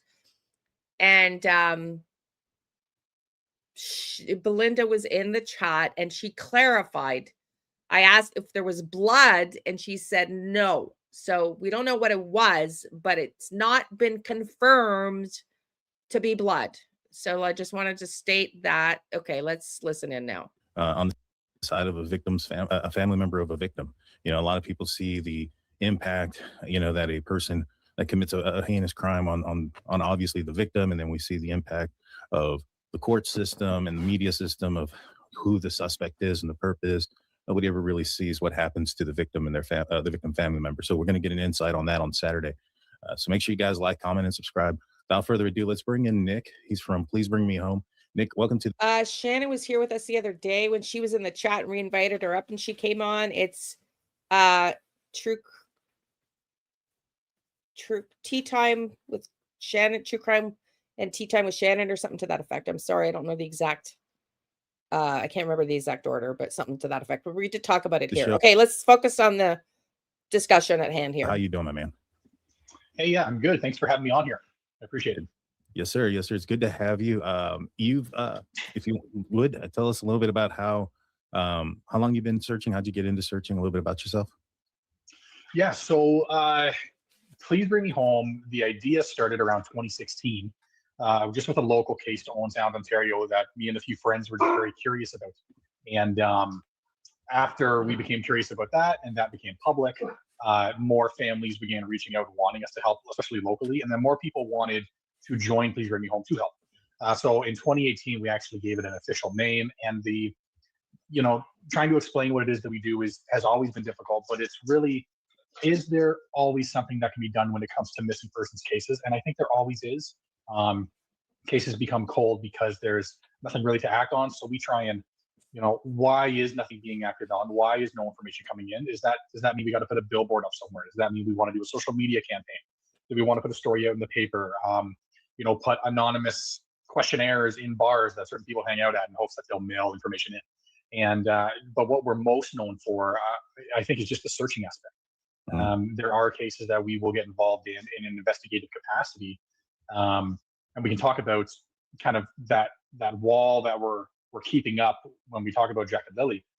But in this case, it's been, you know, it's been more than 8 months now, since they had gone missing. So we know that because there was no searching happening at the time, and it seemed like there was not anything on the horizon search-wise, we felt that we were able to get involved in that capacity. So every case is different. We have over 107. We have about 107 or 108 active cases right now, Canada-wide. We've assisted in locating over 70 people Canada-wide, whether that be through investigative work or searches or an anonymous tip that comes in that leads to the location of the remains. There's a couple that we're just kind of waiting for law enforcement to make public that they have been found before we can really speak about it, but I'm excited to talk about those ones. Really one of those, especially comparing it to Jack and Lilly, because it just goes to show that clearing an area, it's not, you have to continuously go back and search and search and search. So we searched this one area for this individual 3 times. So we conducted 13 searches for this individual. And especially if it involves water and misadventure, you have to continue to go back. So, and again, we'll talk about that with Jack and Lilly about clearing an area. Yeah. And so with Jack and Lilly, we'll start off there. How did you guys get involved with Jack and Lily's Sullivan's disappearance? I believe it was a family member that contacted you. Is that correct? Yeah. So Belinda had reached out to us via our online intake format. So a family member goes on, they fill out. That's what we have. It's quite an in-depth process now. It used to just be like 5 questions. Now That's what we do with the Find Me group as well. That's when Seth submitted a blank one for some reason that I was like, what the hell? But it's a long questionnaire. I think it's about 30 questions. And then we have an intake officer that communicates with the family member and asks like 40 more questions that maybe it's better to do over Zoom or over the phone for those questions. And, you know, we start to build, you know, how can please bring me home help here? At the very least, if a family asks for help, we can put it on our social media and we can put it on our website. We may not get involved in an investigative capacity or search capacity. When Jack and Lilly came in, when their case had come in, we truly did not want to get involved. And it wasn't because, like, it's so hard to decipher, because it's not because we didn't want to. It's that we really felt like there was nothing meaningful that we could do at that time. And I was on a search in Manitoulin Island with our search leader, and it was rare for me to be on a search with our search leader. And when the idea had presented about us going to Nova Scotia and doing search, and I think we decided in that moment when we were on the ferry on the way home, that we're gonna go do it. And you know, so Belinda had reached out and she did it through the online intake form, and then we also had through our Facebook, our Please Bring Me Home Facebook, we had Haley and Cheryl reach out as well. So you had there's kind of three sides here, I guess you can say. And you know, so there were some members. Well, I don't know if it's 3 sides. Would Haley and Cheryl not be on the same side for Nick? But I mean, I could be wrong. But I would think Belinda has her own interests, and Haley and Cheryl serve the same interests. But I could be wrong. From Malaya's side, but it wasn't. It wasn't the Martel family or the McKenzie family note. Okay, just to be noting. It wasn't that side of the family. And then from biological father's side. That asked for help, and it was that side of the family who didn't want them searching on their property, which we all remember. Asking for help. So you just saw part of it. We made it very clear in that instance that we were not going to get involved in investigating whatsoever. If we're going to go, we're going to do good searching, methodical searching, and we're going to continue to be involved in the searching until Jack and Lilly are found. And we had very meaningful conversations with the RCMP leading up to that, during the search, after the search, made sure that we were on the same page with what we were there to do. And really just, if anyone wants to, talk about their thoughts and their opinions on the case and what they think may have occurred, not that we're going to say, please don't talk to me, but if it comes to us, we're going to refer you to the RCMP, because we can't have the information get stuck with us, because we're not going to Yes. act on it. Like, we're not going to act on Well, that makes sense. I Uh, mean, they're there as a search party. They're not investigators. So, I mean, that makes sense. I would hope he doesn't have to explain that to people too often. tips that come in that kind of flow away from this misadventure and the wandering theory. I don't know if that's what happened in this case, but that's what we're searching for. We're searching for that these children wandered off and they passed away from wandering off and getting lost. Yeah, that's to me, that's my theory. I think that they wandered off. I think the boot prints are pretty evident to that, being the distance they were and Okay, how let's talk about closely that. they matched. I've talked about this just briefly before, but I haven't gone into depth with it. Everybody's assuming, and I myself assumed until a couple days ago, and then it hit me. If the police think the blanket was planted, if we can believe anything that Daniel says, and he himself said that the police told him they think the blanket was planted. If the blanket was planted, who says the boot prints weren't planted? Right? Because the narrative of them just walking out the door would require some footy prints, wouldn't it? Are you talking about DT himself? Yeah, he's very narrow-minded. And somebody sent me an email that, thank you for this morning. You know who you are. I did send Sunny. Somebody sent me Sunny's email address, and I sent her an apology. I've said that before on this channel because I get triggered sometimes with my PTSD. But in my being injected, I wondered if they were taken. Yeah. So, but I agree with that. But my point being, how could the RCMP think the blanket was planted and us not be able to make the leap? Maybe the boot prints were planted too. Maybe that's why there's just a cluster of them in one spot.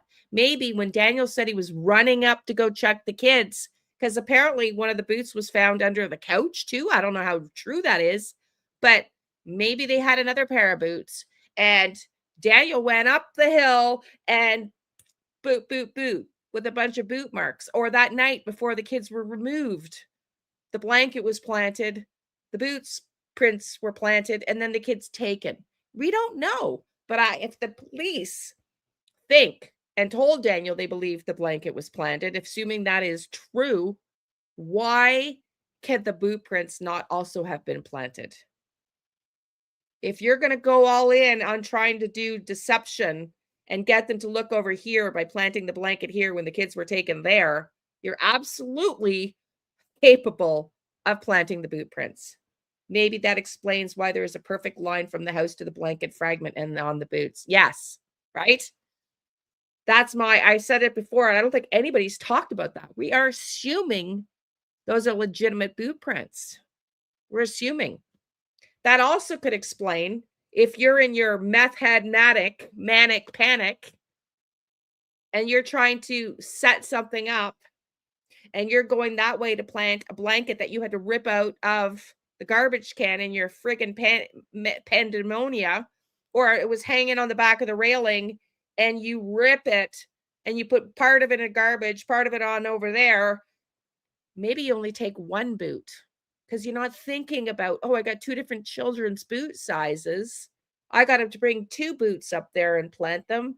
Maybe in your panic and your manic, you don't fully execute on that and you bring one boot print. Absolutely. So that's just my thinking at this point. I haven't heard anybody else think it, and it just dawned on me the other day. Why are we assuming the boot prints to be legitimate? They could have been planted too.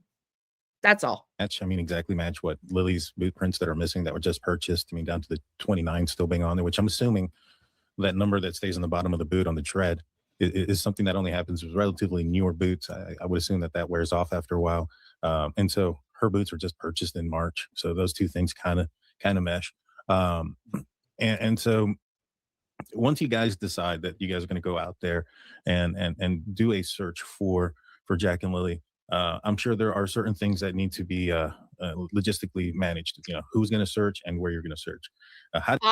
Listen, I don't know exactly, because DT seems to believe, and he says he's got evidence, I don't really know, that there was a cluster of prints.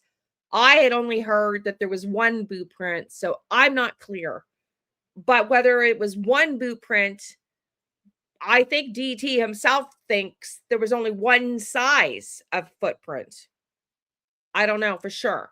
But if you're going to plant evidence and you want to say the kids walked out the door, then maybe you go and plant a couple boot prints or one boot print. I don't know. Just saying. Did those plans come together? Yeah, so this one was a bit of a mixed bag to put together, because the public wanted to be involved in a search, and we've been known for kind of advocating for that public need and that want to be involved. So we put out a thing on social media inviting people out, because after looking at the map and even when we were comparing it to other cases in the past where we focused on misadventure, where these people have been missing for years, but everything had been completely cleared, everything had been completely searched, we were going in with that mentality. And after looking at the area, we knew that myself, our search director, and our search leader, we weren't going to cut it. Like, we needed more people. So we put it out online. People applied. I just want to say, like, I thought Chrissy was so kind. And then I don't want to talk about this too much. I wanted to stay on this topic. But I do want to say this because I thought it was so kind, and I didn't say it when I had my middle of the night rant about the elephant in the room and why DT triggers me.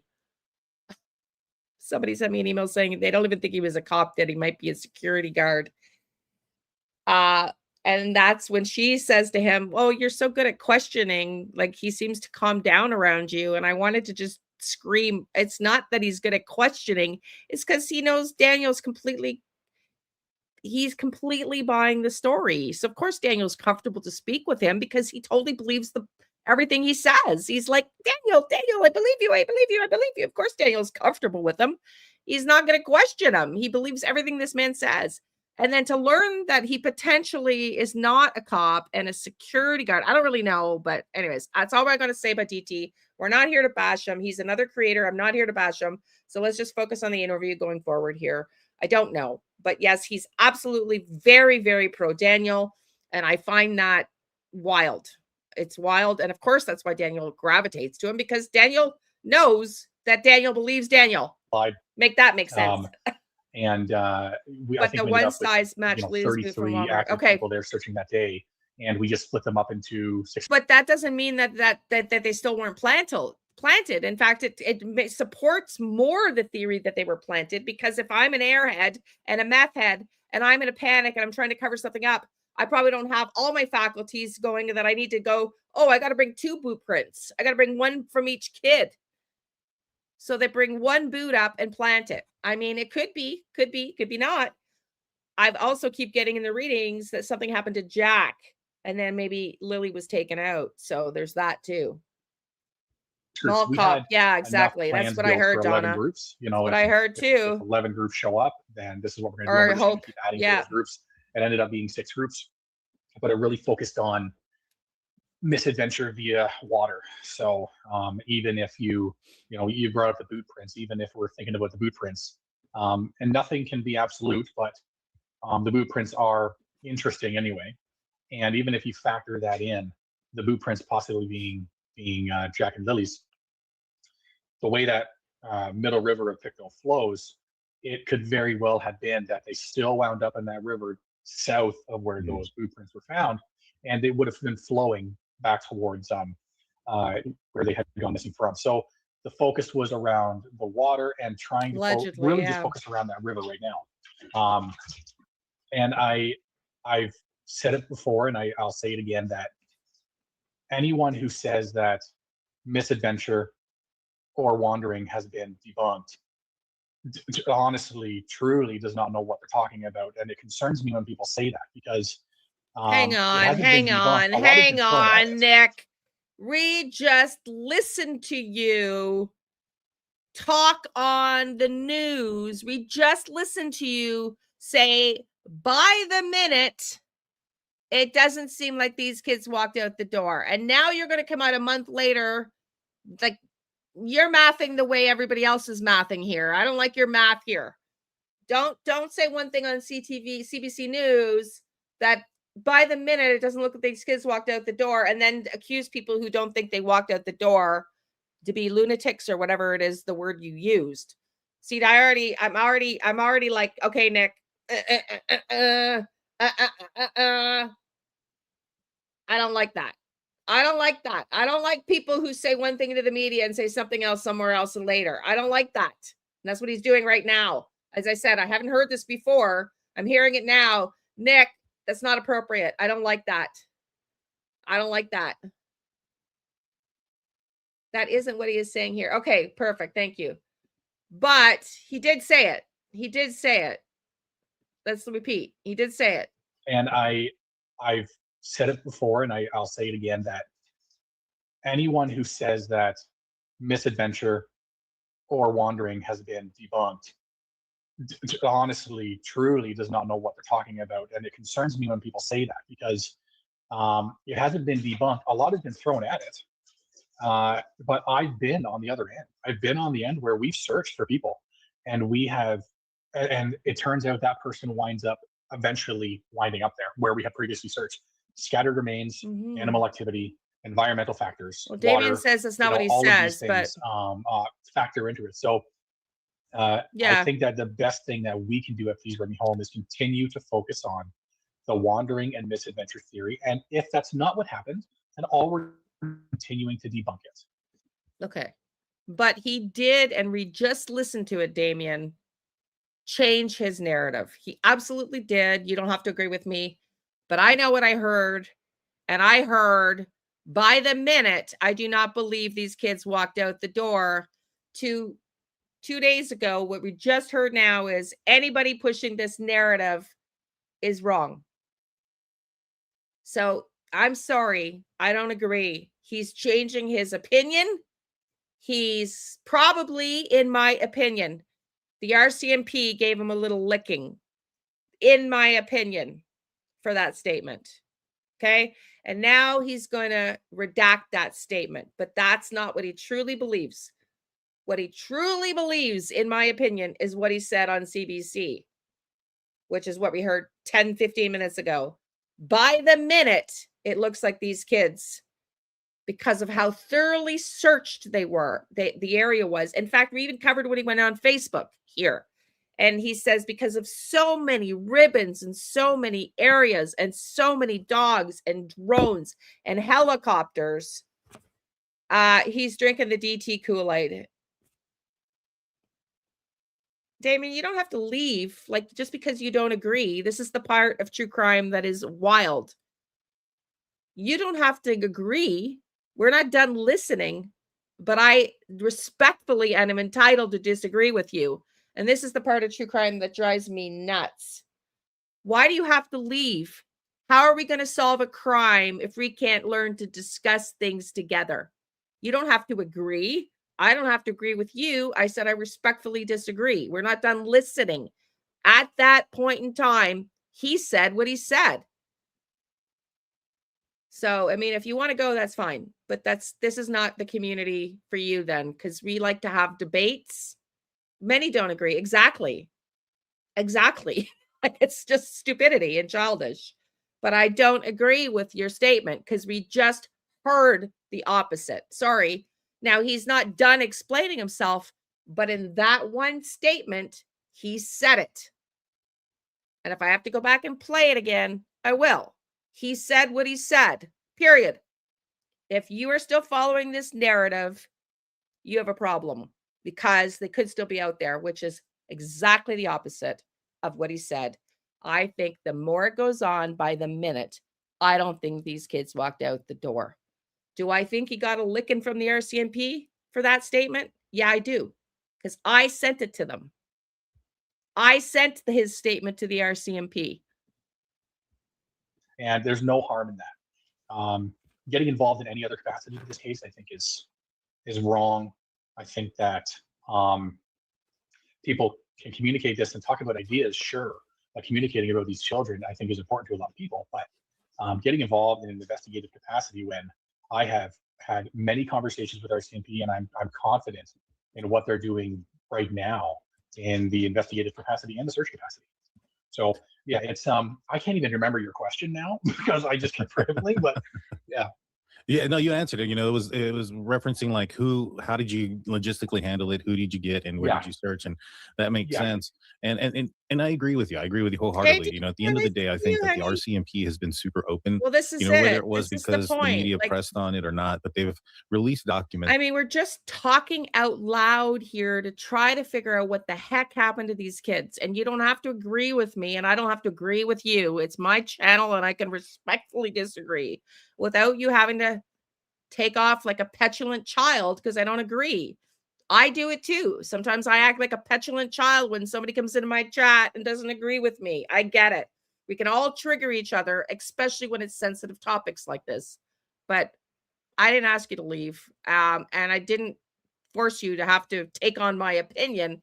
I'm just disagreeing respectfully with what he just said here. On their investigation. And, you know, The dogs, I the mean, documents are what they are, and they say what they say, and the investigation is what it is. And I think at this point, even RCMP are probably leaning heavily towards the one. That's exactly right. Remember, they were going to go back with the search cadaver dogs, and that ended. I think he did say something that he did. They absolutely were planning on coming back out, and then that got delayed. He's introducing a contradiction, which is very important. Yeah, absolutely.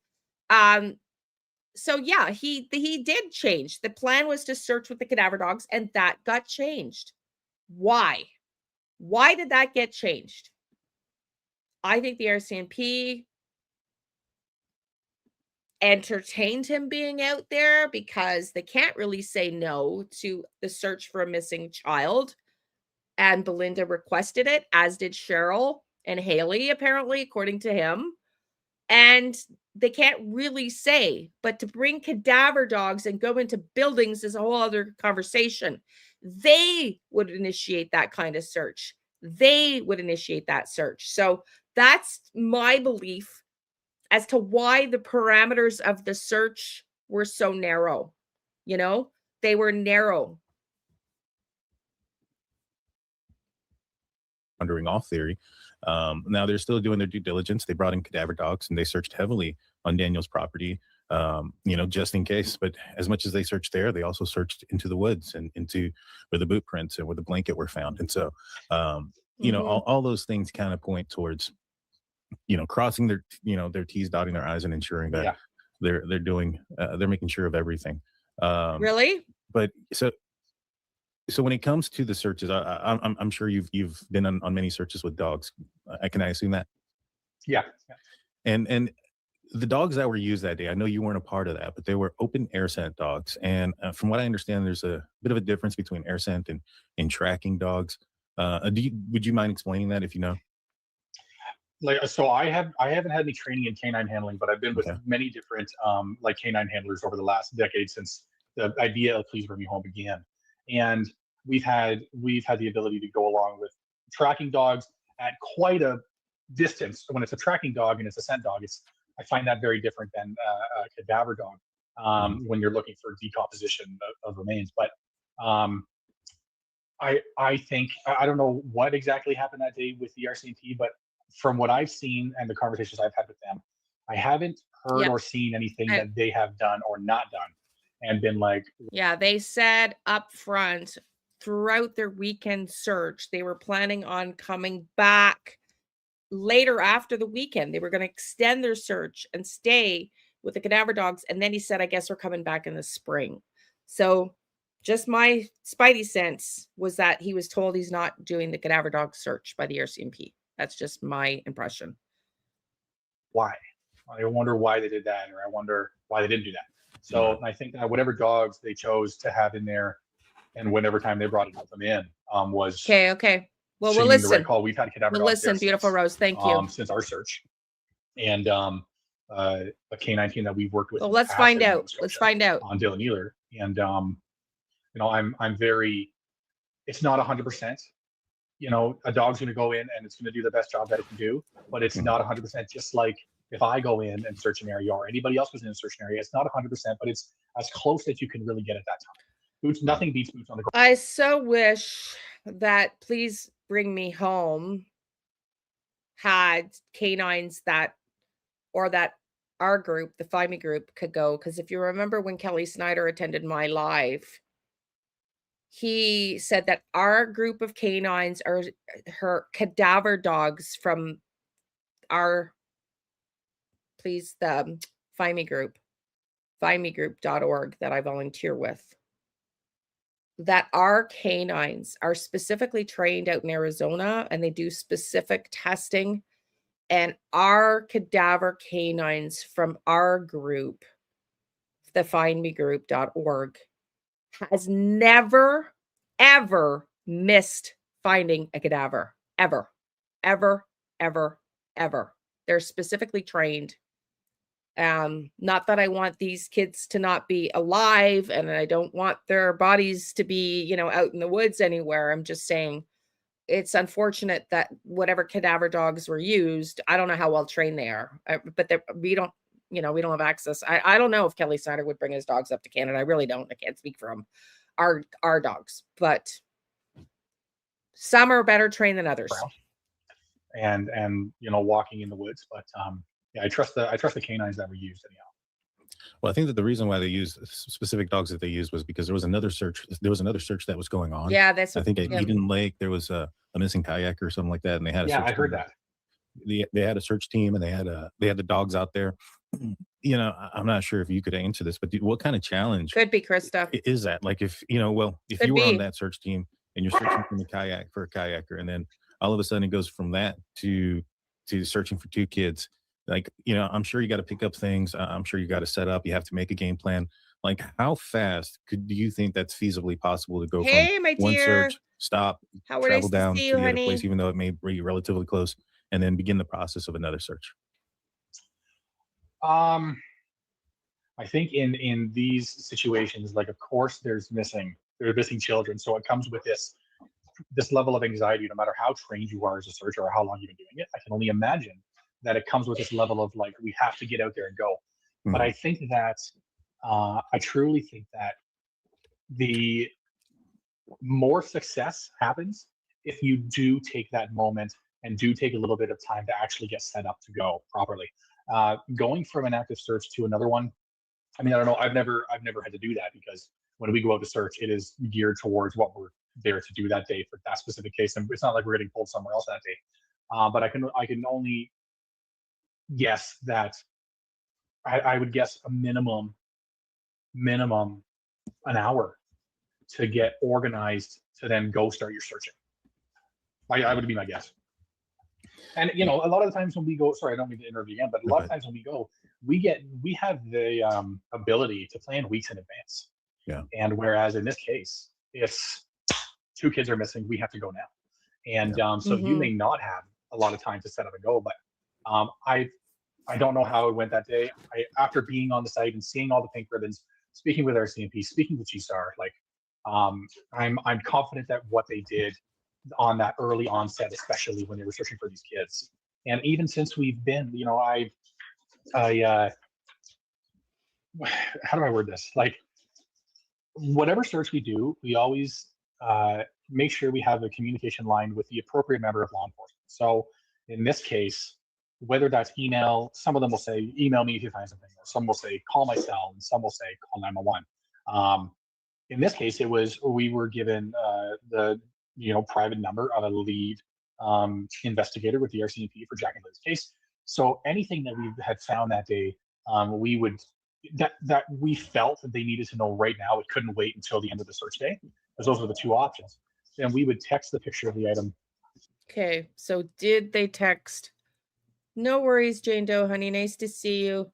Did they text them over every item? I'm listening. I have to go back to work. No worries, honey. Have a good day. If we don't see you back in here, but thank you for being here for a little bit and for listening. I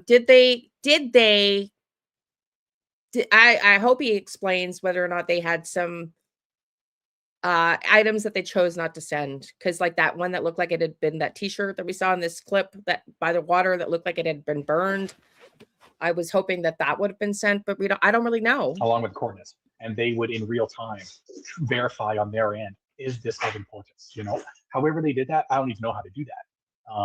And I don't need them to tell me that they're going to go collect it, or that they, you know, unless it was of great importance. So this one instance, we had located a towel, and when this team had opened up the towel, there were bones in this towel. And so, you know, I had got called over there. I took pictures. I didn't have any signal, so I had to drive up the road, and I asked the team to wait there. I sent the pictures to our forensic anthropologist in Toronto, who got back to us within 10 minutes saying those are animal bones. I still sent that to the RCMP, just in the event that, Oh you know, yeah. it's a picture. I trust our forensic anthropologist, but I sent it to them. And then this is in the same area that we found what seemed to be a boy's t-shirt. And Boys t-shirt. I sent it, and you know, the investigators did what they did to try and prove, you know, is this Jack and Lily's? I can only imagine it's possible. Maybe they're speaking to parents or family. Is this shirt recognizable? But they got back and would tell us, you move on, don't worry, we don't believe this is related.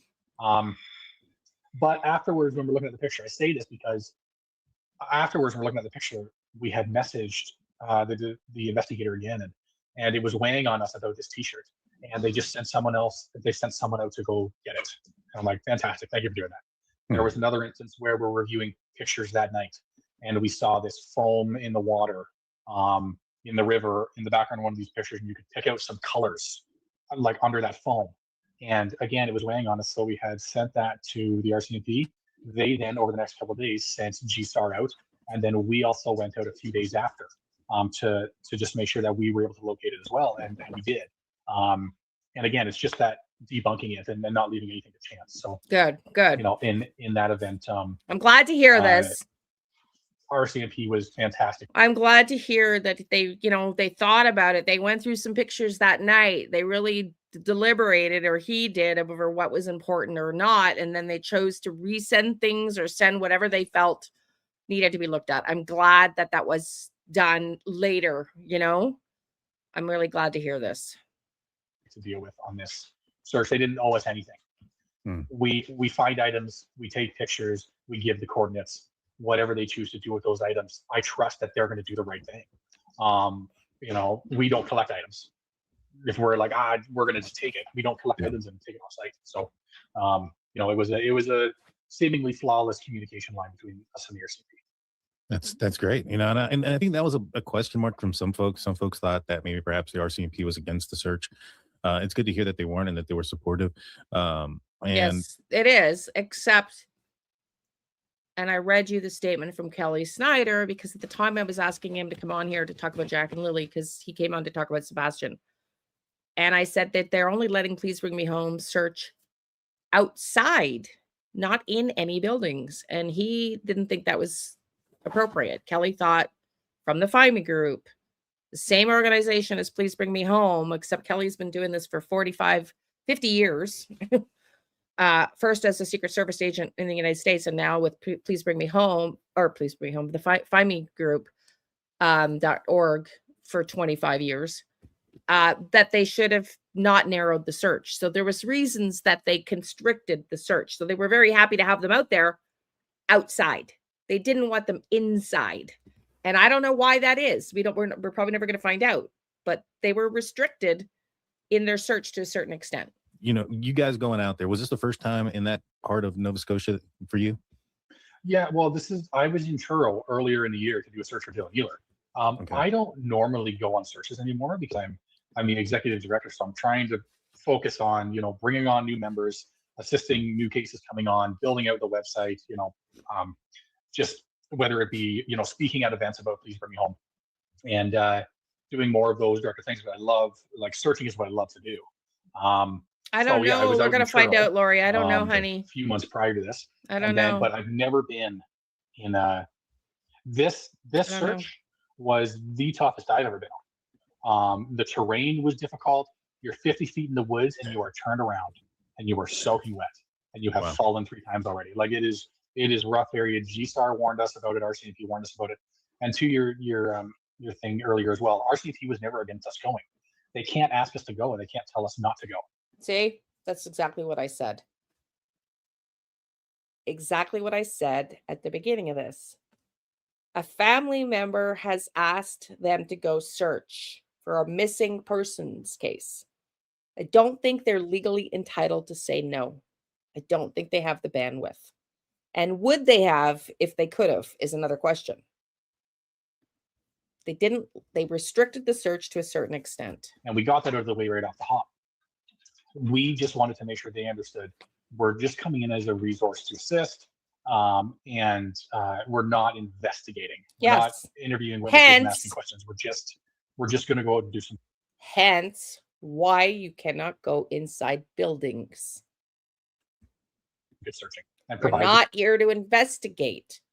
You're here to look for missing kids who have wandered out the back door, not investigate. And this is why they were limited in their scope. And I believe the RCMP are the ones that limited them, as much as publicly we are okay they came to search, because publicly we can't deny it. And this is what I say all the time.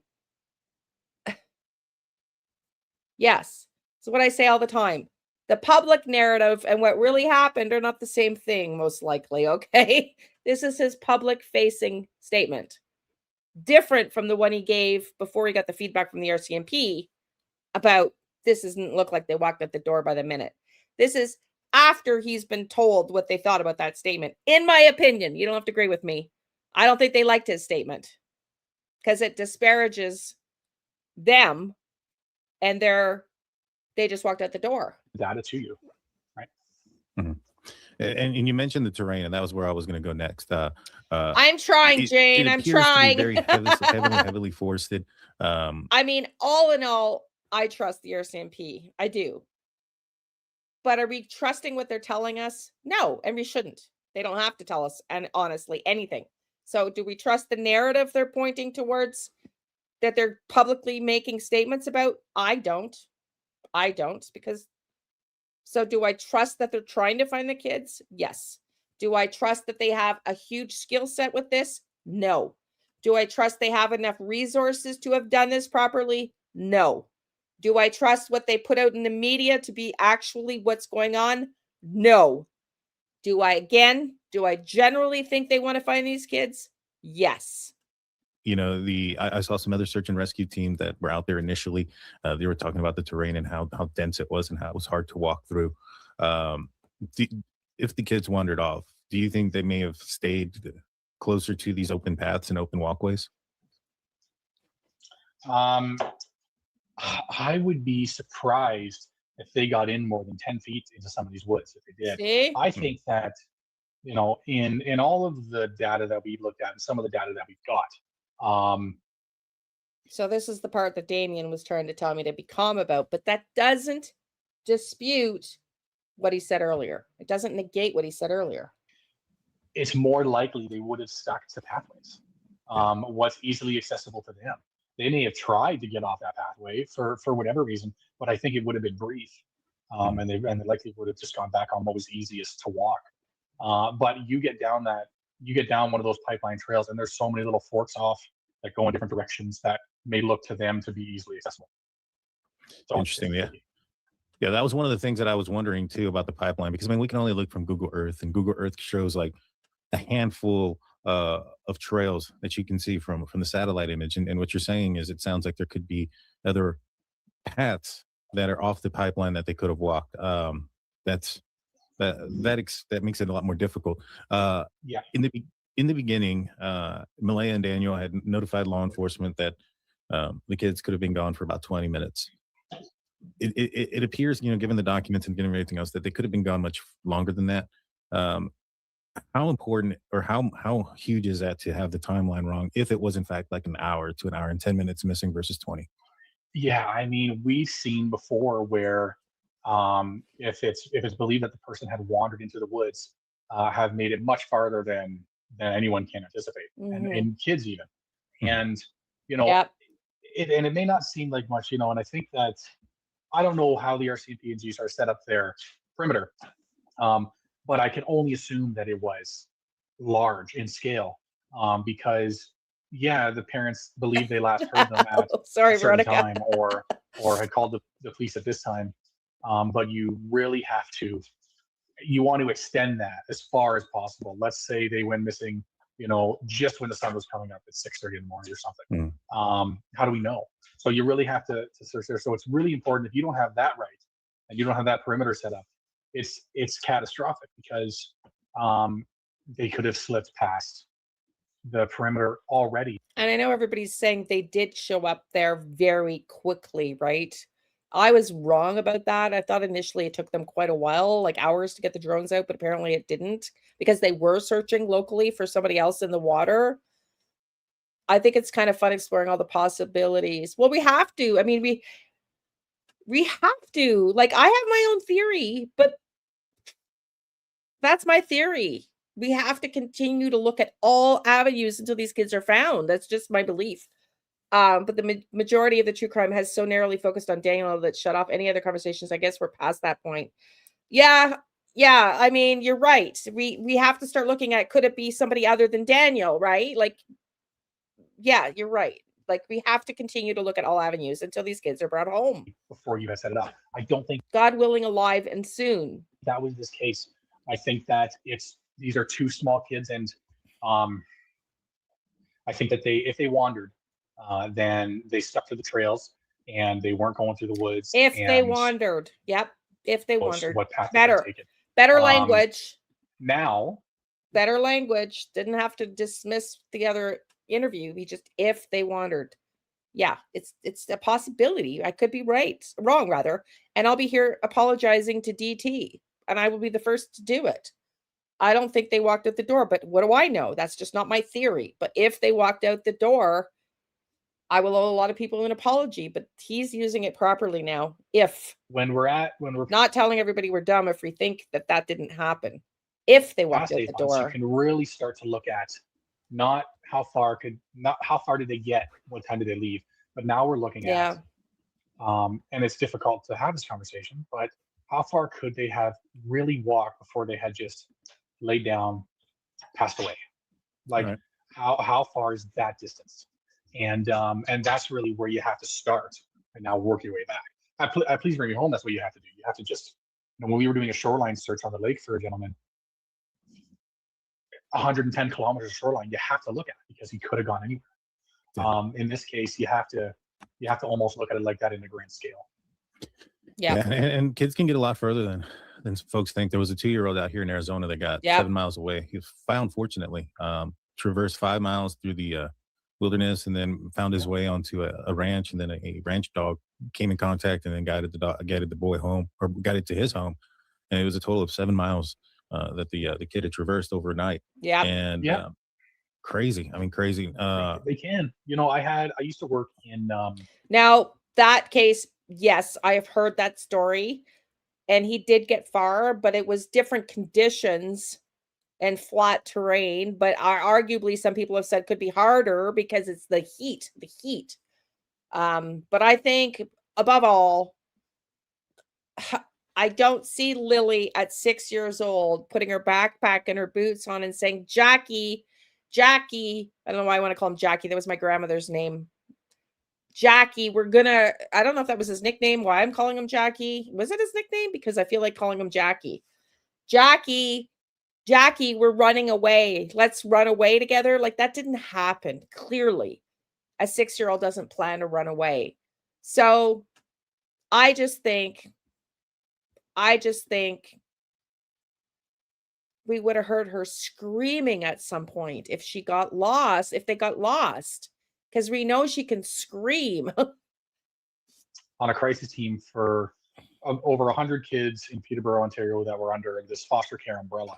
And one of the duties on the crisis team was, if there were violent behaviors happening, you'd get called and go and help. But if they ran away, and the amount of times that we would get called to the same kid running away, we would typically always catch him before he was able to get across. Oh, is that it?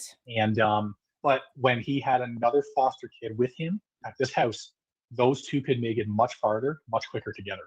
And I found that so interesting, and I find that interesting with these two, especially with the data that we've been reading. Personally, I think there should be only one army, and that's Jack and Lily's army, just like in the case of Sebastian and Rogers. Yeah, Krista, like we've heard her scream. We heard her scream. And that's what the stats on 2-year-old children wandering that far. It's easier terrain. Yeah. Yeah, absolutely. You know, it just, and there's 2 kids involved. There's 2 of them. You know, that's just the other thing that makes it more interesting and unique, that there's 2 of them that would have disappeared together. Is I don't know, man. more apt when 2 children are together. They're less likely to turn around and go back. They're more likely to continue going forward. So I found that to be the most interesting thing. Well, that's very interesting. They're not likely to go back. Oh, I would have thought the opposite. I would have thought the opposite, because I would have thought, like, say Jack struggled to walk more, that they would have given up and gone back. And he's clearly the experienced one in searches, not me. And he's saying the opposite. That's so interesting. That is super interesting to me. I would have thought the opposite when we got involved in Jack and Lily's case. Yeah, and MV, she's the one that sent me some documents, and she Yeah, I also know. put, you know, commented on that aspect as well, because you have then the, I guess you have confirmation from the other person that all right, let's go. You know, you have less fear there, and so definitely could have gone a lot further. You know, and I know some folks are saying that, hey, Arizona is different than.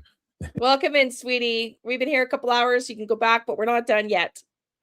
Just so if you're just coming in, I just have to add a little levity here, okay? Just have to add a little levity. I was watching Shannon yesterday on Shannon's True Crime channel, Tea Time True Crime with Shannon, I think, or True Crime Tea Time with Shannon. I'm sorry, Shannon. I'm sorry. Anyways, she's got a great sense of humor. I love her sense of humor, and I needed to have some levity, and I was creating the thumbnail while I was watching her, and I was like, okay, I'm just gonna ask Canvas for some levity. I want to talk about the math, the mats, and the madness. Come up with a Canva pin for me, and that's the middle. That's the METH. I literally typed into Canva, not the math, the METH version. Give me a thumbnail that describes METH, mats, and madness. That's what I got. Shenanigans, yes. I'm gonna call her shenanigans. Welcome in, Carla. Welcome in. So that's why we went with this thumbnail, because it's hard. It's hard. It's a hard case. I literally cried last night looking at them. Do you like the thumbnail? I like the thumbnail. I think it represents Daniel's state of mind very accurately. Absolutely. Didn't JD state on online television that Jackie Boy had to be carried through the woods? I thought so. Maybe that's where I heard Jackie. Thank you. Yeah. So I mean, I don't know. I will be the first to go on. I sent Sunny an email this morning apologizing for when I lost my shit on her. Because if you don't know, I've got a lot of PTSD with with justice system in Canada, and I will be the first one to email DT and apologize. I just don't believe that they walked out the back door. I just don't. It's funny, eh? It's funny. Whoops. Is really only this far if we're factoring in the terrain, the woods, and the water, what have you. But still, yeah, yes. No matter where you are, I think thank you. Children can make it farther than what people typically anticipate. Yeah, and exactly. I think that there's a misconception about Arizona because of Phoenix, that the entire state is a desert. It's not. There's a large portion of it is I know, national forest. me too, A large portion Carla, of it me up north too, in Arizona. Yeah, me too. You know, is part of the mountains. And I things love of her that nature. too. And so I understand, guys. I never met her. I like to support younger channels. I've done that here quite a bit. Younger, newer channels, I should say, who have less subscribers. I mean, we're not huge here. We're growing. So please do the YouTube thing, because this is my only income, which is not enough. So please, if you're watching, support and just do the likey thing, help the algorithm.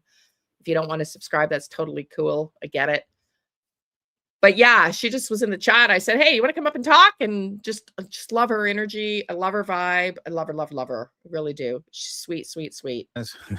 But the other thing is too, if Jack and Lily wandered off and they got far, I don't think they wandered off through the dense woods. It's going to be through the pathways and in the clearings and stuff like that. And so anything is possible, you know, but I would think, I know that when we lost Group 6 there. Carla, I've asked Shannon to put me in the pipeline. I haven't heard back. YouTuber, thank you. I've asked, let me just deal with one thing at a time here. Carla, I want to go on the panel. I asked Shannon, but I'm a smaller channel, and I was waiting to hear back because I told my daughter I would babysit my grandson. So my daughter's sort of in limbo. I haven't heard back yet, so I don't think I'm going to get accepted in because they were only had one spot left. I'm hoping, I would hope, Justin from Clutch Them Pearls has helped me once with the audio with Sebastian Rogers. I just love those people. I love all their panels. They know the most of what's going on in this case. I would love to collaborate, but it's not up to me. And if I don't hear back soon, I'm going to have to go ahead and tell my daughter I'm babysitting and I will not be available to call in because I had already promised I'd have my grandson over.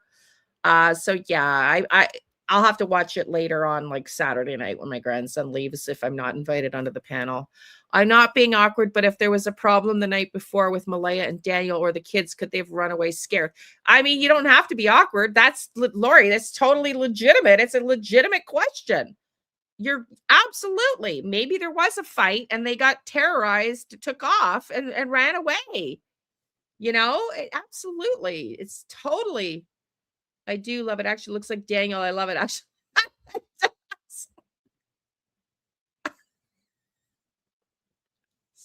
Sorry. Children will always follow the path of least resistance just because they're small, but they could run fast if it's cleared. Yeah, they could. They could have. Can you use plus minus multiple patients division if you want the math?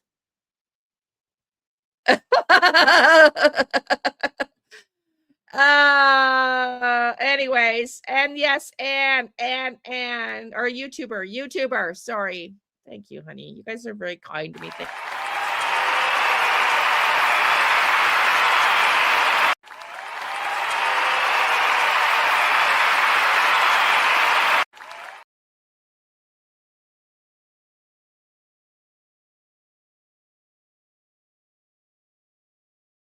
Let's remove Daniel from the screen. So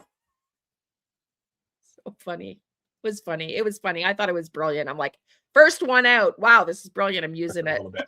And I walked, maybe 25 feet to the woods. I was like, holy, like I was having a difficult time someone who searched for 10 years, getting over some of these spots. And I'm like, I could see them getting into the woods a little bit, but far, I just don't see it. Not that it's not impossible. It's just less probable, I guess. Yeah. I don't think they got far into the woods. I think that they just kept walking. And where they were going or why they were going, I don't know. But it does seem like you have a blanket, and then along the same path, there's some boot prints. See, DT thinks, and he says, and I don't know, that he heard that there was more than one boot print. Could be, I don't really know. But I said earlier, if you're just joining me now, if the blanket was planted, why do we have to assume the boot print was legitimate? Could the boot print have been planted as well? It makes sense to me. If you're going to go all the way, if you're going to go through the distraction narrative of planting the blanket, you might plant the boot prints too. Because you're right, Michelle. We don't have any dog scent odor tracking there. We have the boot prints that show up, but no scent tracking to the boot prints. How is that possible? We got no scent tracking to the boot prints, and then lo and behold, they're there. It's almost like what we said earlier. Daniel Martel, just allegedly, in my opinion, ripped the blanket from the garbage can or bag, planted, or somebody else in the house, and then they went up the hill with the boot and went boop, boop, boop. And then they called the cops. That's just my opinion. I mean, Shenanigans used to be a Mod for Sunny's channel once upon a time. Yeah, had her up on her show. Now she has her own. I know. They're doing amazing. They're brand new, and they're kicking my butt with the amount of people that watch them on the YouTube streams. So yes, they're doing amazing. They're great. Thank you. I love them both. And a whole bunch of hearts for him. Thank you, Carla, honey. Thank you. I highly doubt DT would ever admit he's wrong. He is stick to his narrative because of his ego. I mean, it could be. I mean, he just really believes it, whatever reason. But I think he's too detached to Daniel, too. I think there's a risk when you get too attached with the players. Keep going. And so it does kind of seem like there's some sort of trail there. Now, and I'm not sure if you would know this or not, but Daniel had told me that the boot prints from the blanket were eventually found by an uncertified dog. And the documents don't indicate that to be true. It says that there wasn't a link there to be found, a scent there to be found. Yeah. Is that because the dog wasn't certified? Like, can you not, if you don't have a certified dog, can you not say that there's a link found there? I think it would be hard to blame it on the dog locating it, I guess. I mean, I'm not too sure about that. I know that, well, I can give an example. We were searching for Terry Shope along Georgian Bay in Owentown, Ontario. Mhm. And we had a cadaver dog in the boat with us. Mhm. And I was with Bill and Sheba, the dog, and then myself were in this little tiny boat. And the dog was sitting the whole time. We were maybe 50 feet out into the water. And I had put the binoculars up to look at the shoreline, saw what I thought to be shoes, put the binoculars down, and there's the dog Thanks, now Carly. doing its indication on the boat, sniffing out, sitting, looking at its handler, and beginning to bark eventually. And it's like, okay, so what came first, right? Like, was it did the dog recognize my change in behavior? That's what's so hard about handling Yeah, but if you cadaver know that, dogs. But well, no. is it possible that the dog I mean, was listen, with the handler? I'm not a dog handler, so I can't really say, but I would think the dog handler knows their dog. That's the entire point. And they should know what the dog signals mean. I would think. I would hope. And the dog seemed interested in the boot prints if the dog was there, and then therefore, the dog was there when the boot prints were found, but did the dog truly say, "Hey, look at this"? I don't know. That's Makes sense. totally could be. Makes Totally. sense. Yep. Yeah, and it's a big difference in time too. I believe that the blanket was found around 4 p.m. and the boot prints were found closer to 1 a.m. Per the documents, and so a little bit difference in time there. But like I said, I mean, the boot prints are the one things that kind of keep me out there. Do you guys plan on going back out there and searching again once the weather clears up? Yeah, so I don't know why they would ever use uncertified dogs. I mean, like I said earlier with the Find Me group, Kelly Snyder, if you haven't watched that video when he was up here on our channel over a year ago now with Sebastian Rogers, talked about in the Find Me groups cadaver dogs and how they're specifically trained in Arizona and they are put through a different regimen and they have not failed once. They have 100% perfect record of finding lost people as cadaver dogs, 100% record. So I don't know why they would use dogs that are not certified. It's true. Everyone else, it's true, and everyone else, if the blanket is planted, it's not too far fetched to think the boot prints and Wong stuff planted as well. Looks like, yeah.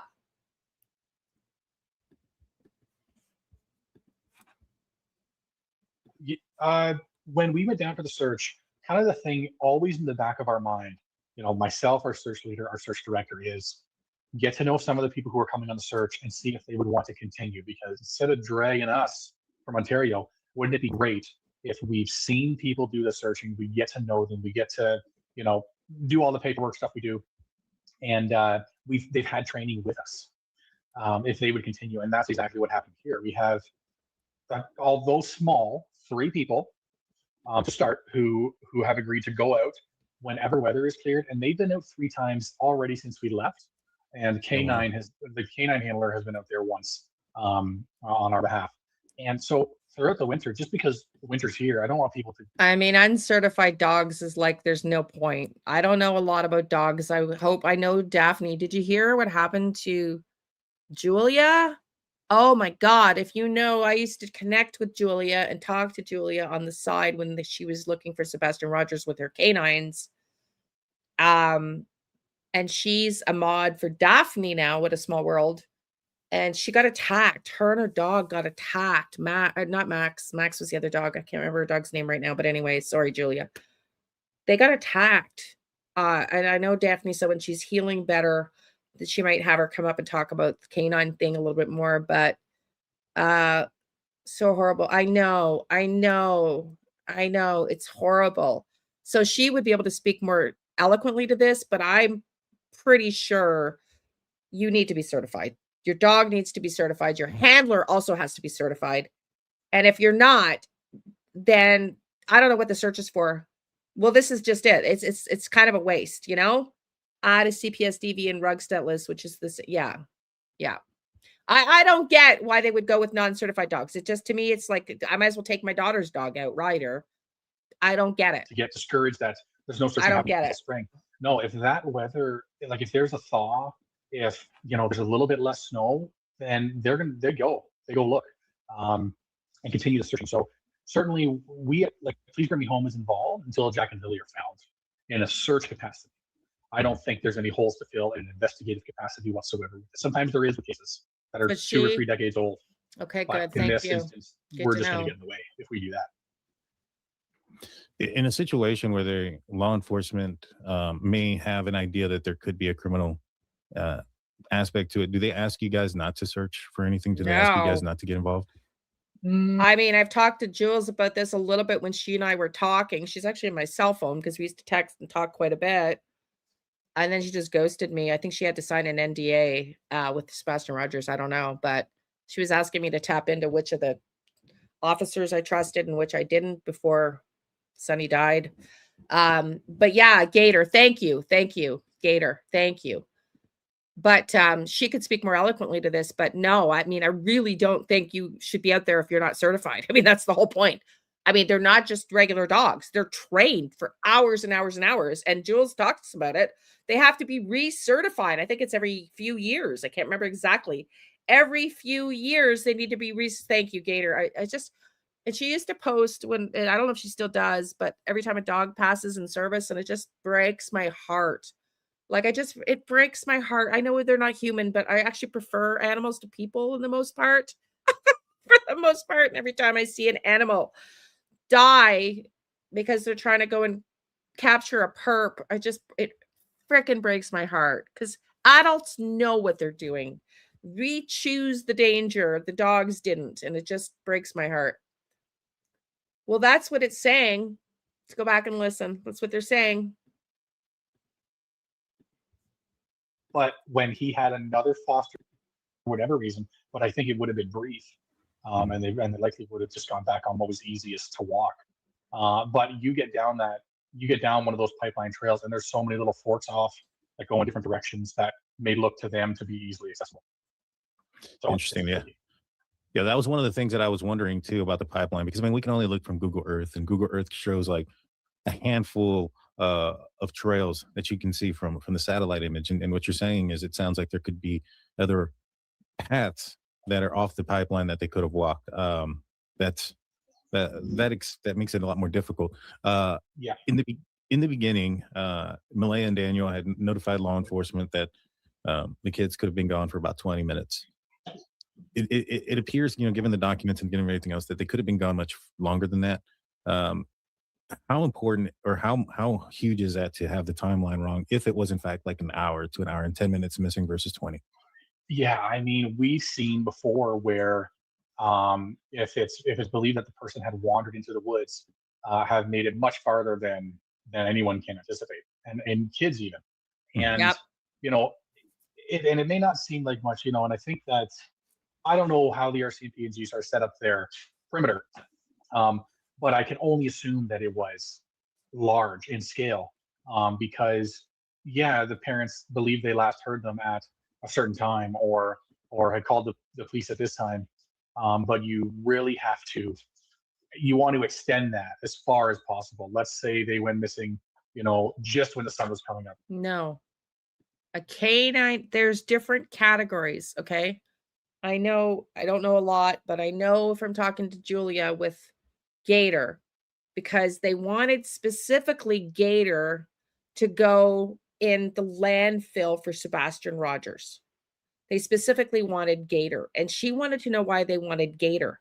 And I said, I think there's medication that Sebastian was asked to take that might be in a cup or something. It might have been at Texas Roadhouse or something that he was asked to take. And she said, oh my God, Liane, canine's a drug dog, or Gator is a canine for narcotics.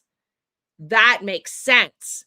So they have specific dogs that are trained in specific odors. Canines can do drugs. And then they have cadaver dogs that only pick up on dead bodies. So they're very specifically trained for their focus. So that's that I do know. So from talking to Jules back in the day. At 6:30 in the morning or something. How do we know? So you really have to search there. So it's really important. If you don't have that right and you don't have that perimeter set up, it's catastrophic, because they could have slipped past the perimeter already before you had set it up. I don't think that was this case. I think that these are two small kids, and I think that if they wandered, then they stuck to the trails and they weren't going through the woods, and so what path they could have taken. Now, when we're past 8 months, you can really start to look at not how far did they get, what time did they leave, but now we're looking at, and it's difficult to have this conversation, but how far could they have really walked before they had just laid down? No, I didn't know that. Like, right. How far is that distance? And that's really where you have to start. No. And now working. Please bring me home. That's what you have to do. You have to just. When we were doing a shoreline search on the lake for a gentleman, 110 kilometers of shoreline, you have to look at it, because he could have gone anywhere. Yeah. In this case, you have to almost look at it like that in the grand scale. Yeah, and kids can get a lot further than folks think. There was a 2-year-old out here in Arizona that got 7 miles away. He was found, fortunately, traversed 5 miles through the wilderness, and then found his way onto a ranch, and then a ranch dog came in contact and then guided the boy home, or guided to his home. And it was a total of 7 miles that the kid had traversed overnight. And crazy. I mean, crazy. They can. I used to work on a crisis team for over 100 kids in Peterborough, Ontario, that were under this foster care umbrella. And one of the duties on the crisis team was, if there were violent behaviors happening, you'd get called and go and help. But if they ran away, and the amount of times that we would get called to the same kid running away, we would typically always catch him before he was able to get across the causeway. And but when he had another foster kid with him at this house, those two could make it much farther, much quicker together. And I found that so interesting. And I find that is interesting. These two, especially with the data that we've been reading, is more apt when two children are together. They're less likely to turn around and go back. I find that wild. I'm just trying to see if we can hear it, because I missed some things. Because when you're trying to look at the chat, go back and forth, you miss some of the language. So I don't know for sure if they said that here or not, that they were not licensed canine dogs, registered canine and trained, but they should absolutely be certified 100%. They have to have their papers. Julia sent me copies of the papers that her dogs have for certifications. They have to be legitimate search dogs, be trained. They're more likely to continue going forward. So I found that to be the most interesting thing that we learned when we got involved in Jack and Lily's case. Yeah.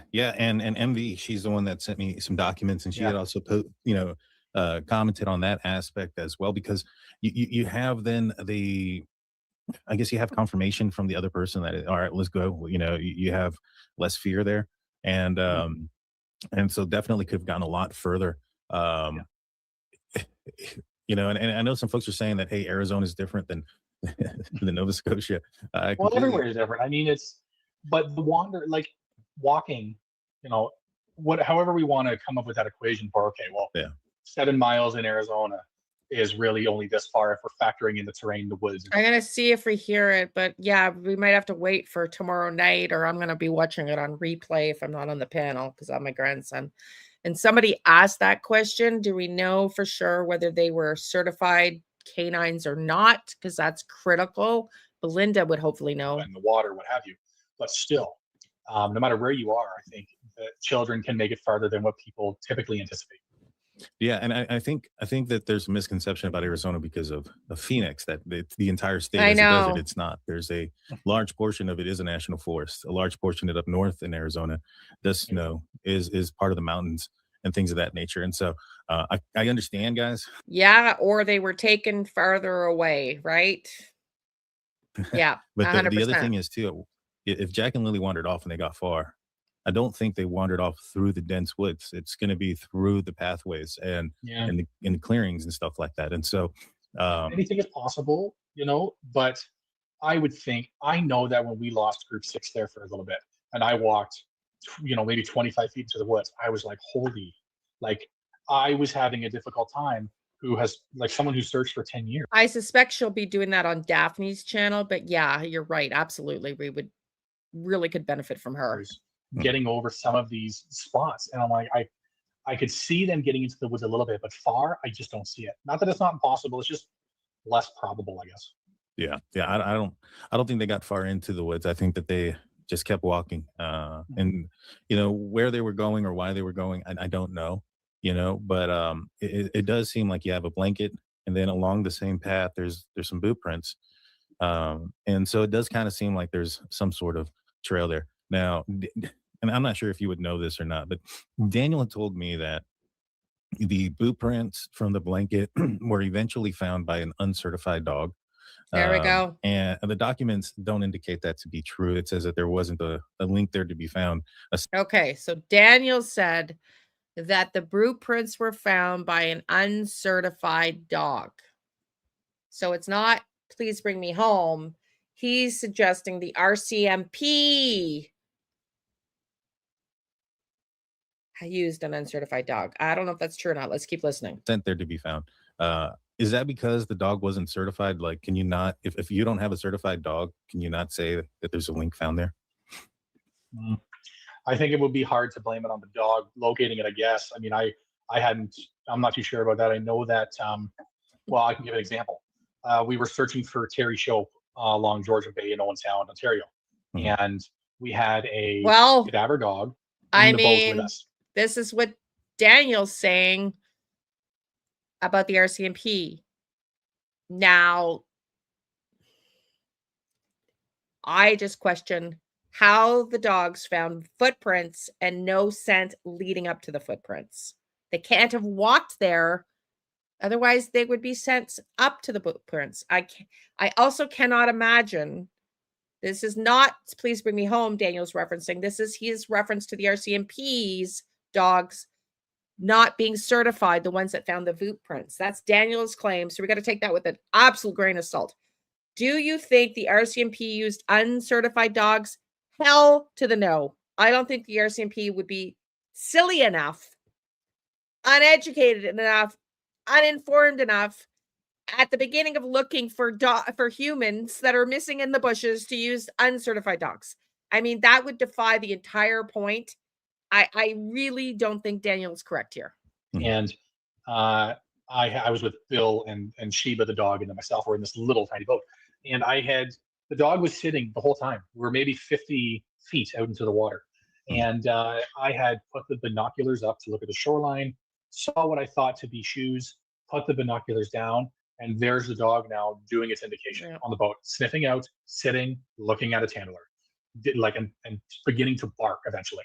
And it's like, okay, so what came first, right? Like, was it did the dog recognize my change in behavior? That's what's so hard about handling cadaver dogs. But is it? Well, if you're not trained, and I really suggest what he's saying means that he's not trained. I don't know. Jules would be able to clarify, but just the way he's saying it tells me he's not trained himself, because that is the entire point of having one handler certified with one dog. It's not like the dog gets certified and can go with any handler, from my understanding. The handler and the dog are certified together because they know each other. They pick up on the cues. It's like body language experts, right? It's like body language experts. I know my dog and I know their cues, and they were trained to respond this way to this, trained this way to respond to that. So it's not like they get a license to be a dog center and they can just go with anybody. They work specifically with their handler because the handler knows what their triggers are, what their body movements are, and what that means they are or are not finding.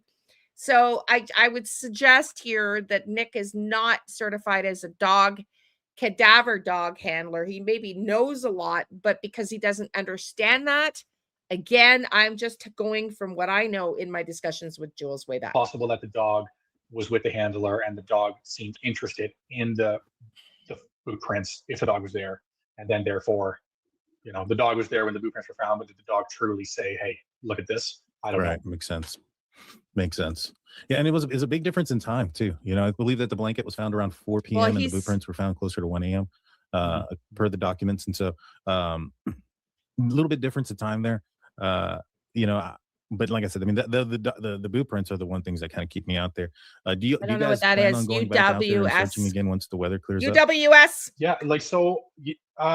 When we went down for the search, kind of the thing always in the back of our mind, you know, myself, our search leader, our search director, is get to know some of the people who are coming on the search and see if they would want to continue. Because instead of dragging us from Ontario, wouldn't it be great Yes. if we've seen people do the searching, we get to know them, we get to, you know, do all the paperwork stuff we do, and they've had training with us. If they would continue, and that's exactly what happened here. We have, although small, 3 people to start who have agreed to go out whenever weather is cleared, and they've been out 3 times already since we left. And the canine handler has been out there once on our behalf. And so throughout the winter, just because.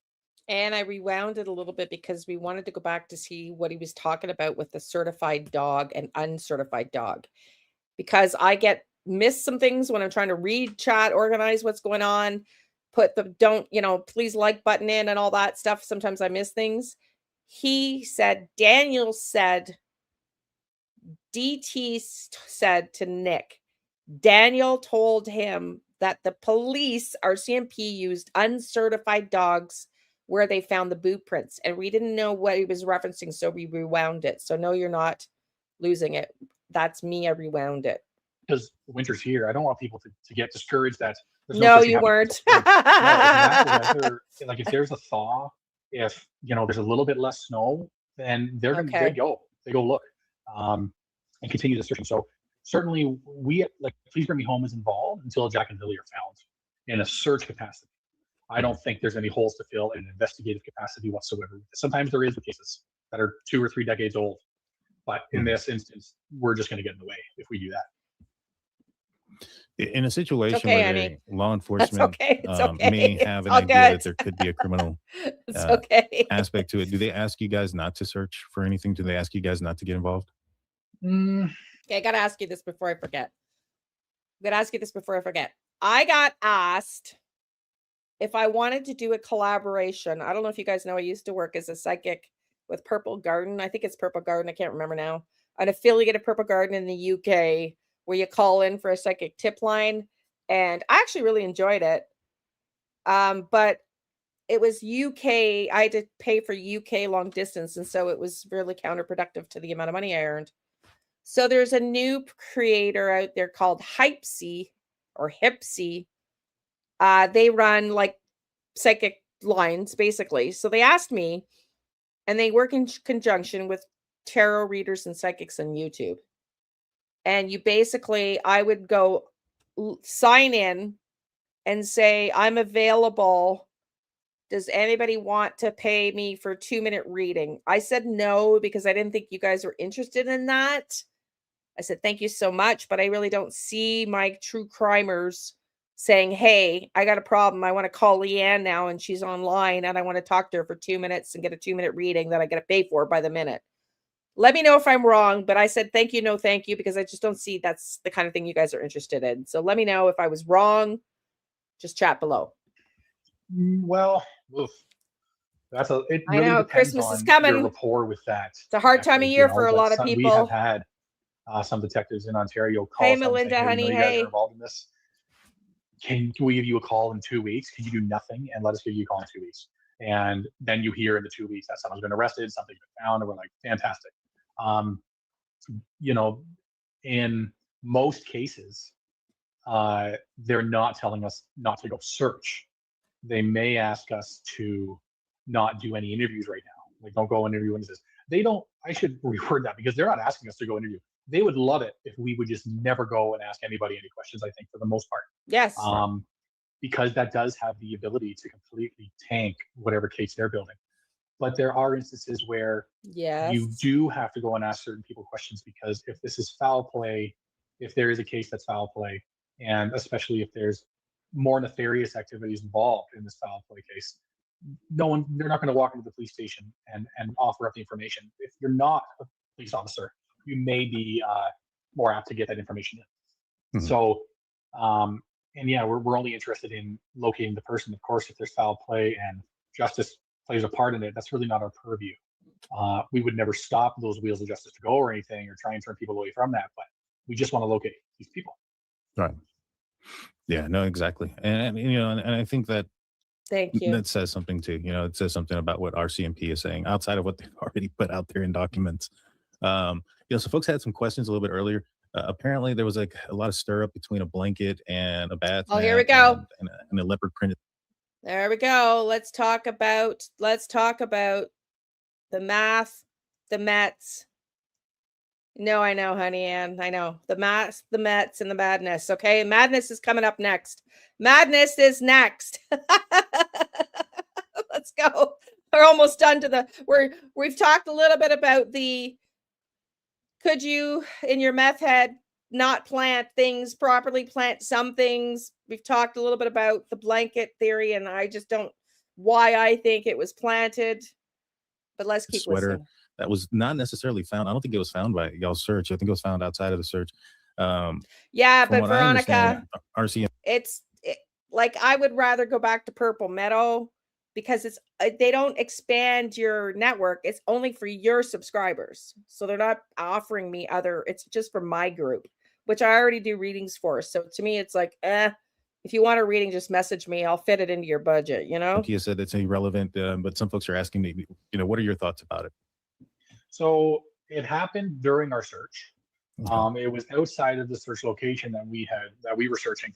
But just like everything, the person who had found it had come back to the Union Center, relayed the information to us. Go back and try here. and turn I people want to away. listen to this. They would love it if we would just never go and ask anybody any questions, I think, for the most part. Because that does have the ability to completely tank whatever case they're building. But there are instances where you do have to go and ask certain people questions, because if this is foul play, if there is a case that's foul play, and especially if there's more nefarious activities involved in this foul play case, they're not going to walk into the police station and offer up the information. If you're not a police officer, you may be more apt to get that information in. Mhm. So, and yeah, we're only interested in locating the person. Of course, if there's foul play and justice plays a part in it, that's really not our purview. We would No. never stop those wheels of justice to go or anything, or try and turn people away from that. But we just want to locate these people. Yeah. Right. Yeah, no, exactly. And I think that says something too. It says something about what RCMP is saying outside of what they've already put out there in documents. So folks had some questions a little bit earlier. Apparently, there was like a lot of stir up between a blanket and a bath mat and a leopard printed sweater that was not necessarily found. I don't think it was found by y'all's search. I think it was found outside of the search. From what I understand, RCMP has said it's irrelevant, but some folks are asking me, what are your thoughts about it? So it happened during our search. Okay. It was outside of the search location that we were searching. Outside of like everything, it was outside of the search location. Interesting. Person who had found it had come back to the Union Center, relayed the information to us, and then tried to explain where it was. They didn't mark it on on a map or anything like that. They just kind of explained, go down this road and go off the side of the road here. And so I went, and actually CBC came with me to try and locate this blanket.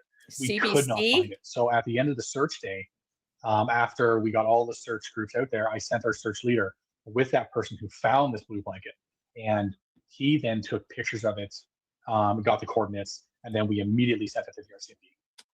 Just like everything else, we don't remove anything. It's not. We're not the ones to determine, is this evidence or is it not. We send the information off, and we trust that RCMP are going to handle it. So yeah, in the blue blanket, there seems to be this bath mat and a woman's top, I believe, and a couple of things that were shared with me from my search leader was that the items were dry, and it had rained for 2 weeks, and they were dry, and it was just something that we had put down in our document was they're dry, and it wasn't like where they dropped off that morning before the search happened, like that kind of dry. Yeah, I mean, there's just they didn't fly there. They had to be planted. I mean, there's just no other way around it. An item that you could In my you could necessarily opinion. see from the roadway. In my You had to go off the opinion. roadway to locate it. So I think, in Uh, my opinion, Listen, Daleen rather, and Linda. Melinda's lawyer, Belinda's lawyer. God, I'm still tired. Belinda's lawyer and Daleen were in Shannon's chat yesterday when I was in there. Belinda confirmed not blood on the blanket. There was something, but it wasn't blood on the bath mat or anything like that. And Daleen said there's rumors that she's heard rumors that Daniel was spotted in the vicinity. I just heard that yesterday in the chat from Daleen. There was rumors that Daniel was spotted to be in the vicinity near Brad's pit. I think that this item was found, and you know, the feeling you get if you've never located something on a search before, and maybe even if you have, it's this level of anxiety, like, oh my gosh, could this be something? Did I just find Yes, something? I would imagine. Yeah. And so you have this level of anxiety. This could be huge. I need to get this dealt with. And then there's kind of this dip where it's like, we're just going to leave it there because we don't know. God, no, don't just ever leave anything there. No. And that's upsetting to hear. God, no. you know, there was nothing. I mean, gosh, if we took a picture on every search of every single clothing item or towel or blanket that we've ever located, it's true. We wouldn't be able to do that. So yeah, I mean, I guess I get his point. You know, they can't like. I get his point. You know, in this instance, we had located. We had sent it to the RCMP. They knew where it was, and I just think there was some anxiety afterwards from the people who had located it, thinking it could be something, and then they did what they wanted to do to ensure that it got to the RCMP. And I believe the RCMP are still saying, okay, we got it, but we still don't know if we still don't believe it's an evidentiary value, is what I believe. Yeah. No, I understand that aspect. I completely get it. You know, there's been times where. Sorry, give me 1 second here. Go ahead. So while he goes away, there's been times where I've thought I found something or something of that nature as well. And he's right. You get that little adrenaline rush, like, all right, we think we found something. We found a clue. You know, sometimes it leads to something. Sometimes it doesn't. Here recently, I've been working with a cold case foundation on a different type of case, and we found something, and we've been working on that. You know, and that's just kind of something on the side, so to speak. So for those that are not familiar with the work that I've done, you know, we've helped out in the prosecution of Brian Koberger. There was the aspect where the DoorDash driver was missing, and we went and found her, so to speak. I mean, she wasn't missing like in this aspect, missing in the aspect where she was going on through some hard times, had been evicted from her residence, and law enforcement or prosecution was trying to find her because she was going to be a witness and they needed her testimony, and so couldn't find her. And we had somebody that was in contact with her, and we were able to get in touch with her. And the other thing that I've been working on is with another. He was I can't disclose too much, but he was also in law enforcement. He has a cold case foundation, and we're working on a cold case together. And so, a couple things to be on the lookout for. Welcome back, Nick. Thank you. Yes, sir. And so I can't remember what I was saying. Oh, sorry. Yeah, the blue blanket is. Yeah. And just with evidence in general, we don't decide what's evidence. Like, we locate it and we contact the RCMP.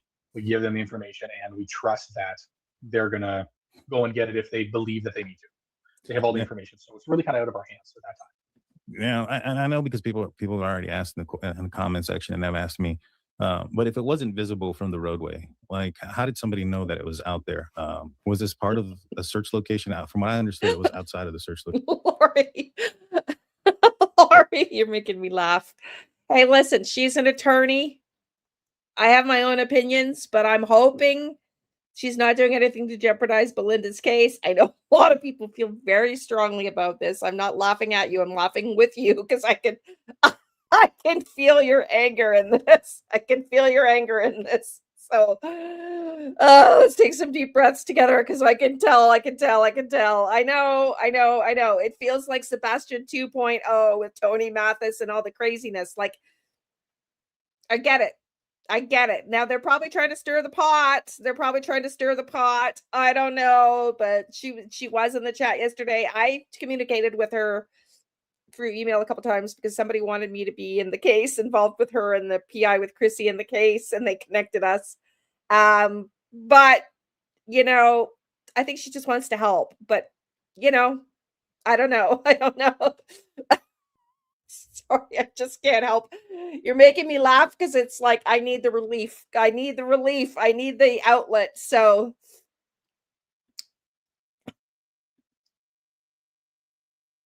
Janie before 9 took the children up the pathway to that abandoned road and put it could be Carla, 100%, 100%, 100%. It could be.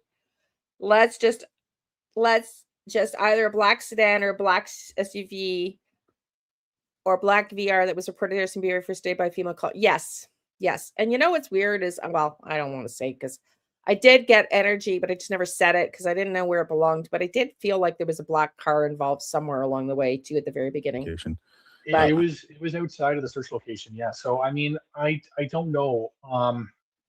Okay. I really don't know. I know that. Well, and let's keep in mind too, like just I'll devil's advocate myself here because like when our search leader is going, it is no darker. way. The sun is starting to go down. You know, just because he said he couldn't see it from the roadway doesn't really mean it doesn't really hold any I hope value. not. It was just odd. I think the strangest thing was that. Really? I hope not. I hope they're not fighting like that behind the scenes. I would hope not. That it was dry. Yeah. Like so immediately when that's shared with me, there is a level of anxiety that comes down from me because it likely wasn't out there for 7 months now.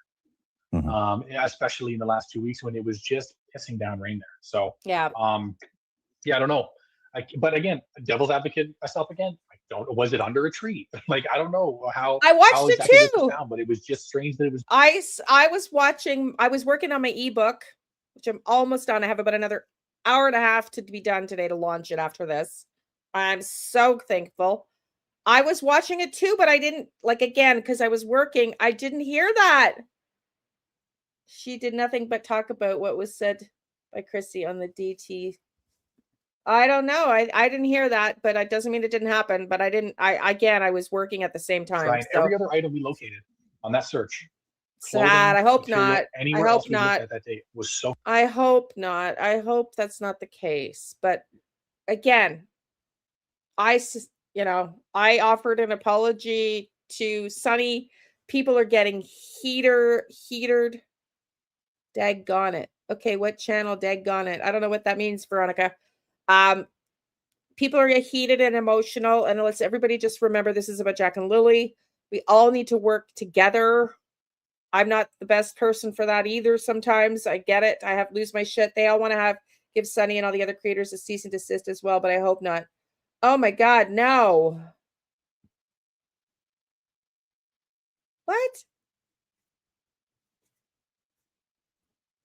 I hope not. I don't understand why you let something out, then maybe someone talked about it. Should have kept it to yourself. Are you talking to me, honey? Who are you talking about? Are you talking about me? Carla, search and rescue dogs have to be certified 1,000%. I was watching Charmaine last night. I watched Shannon, Charmaine, and Clutch Them Pearls last night. So I just want everybody to get along.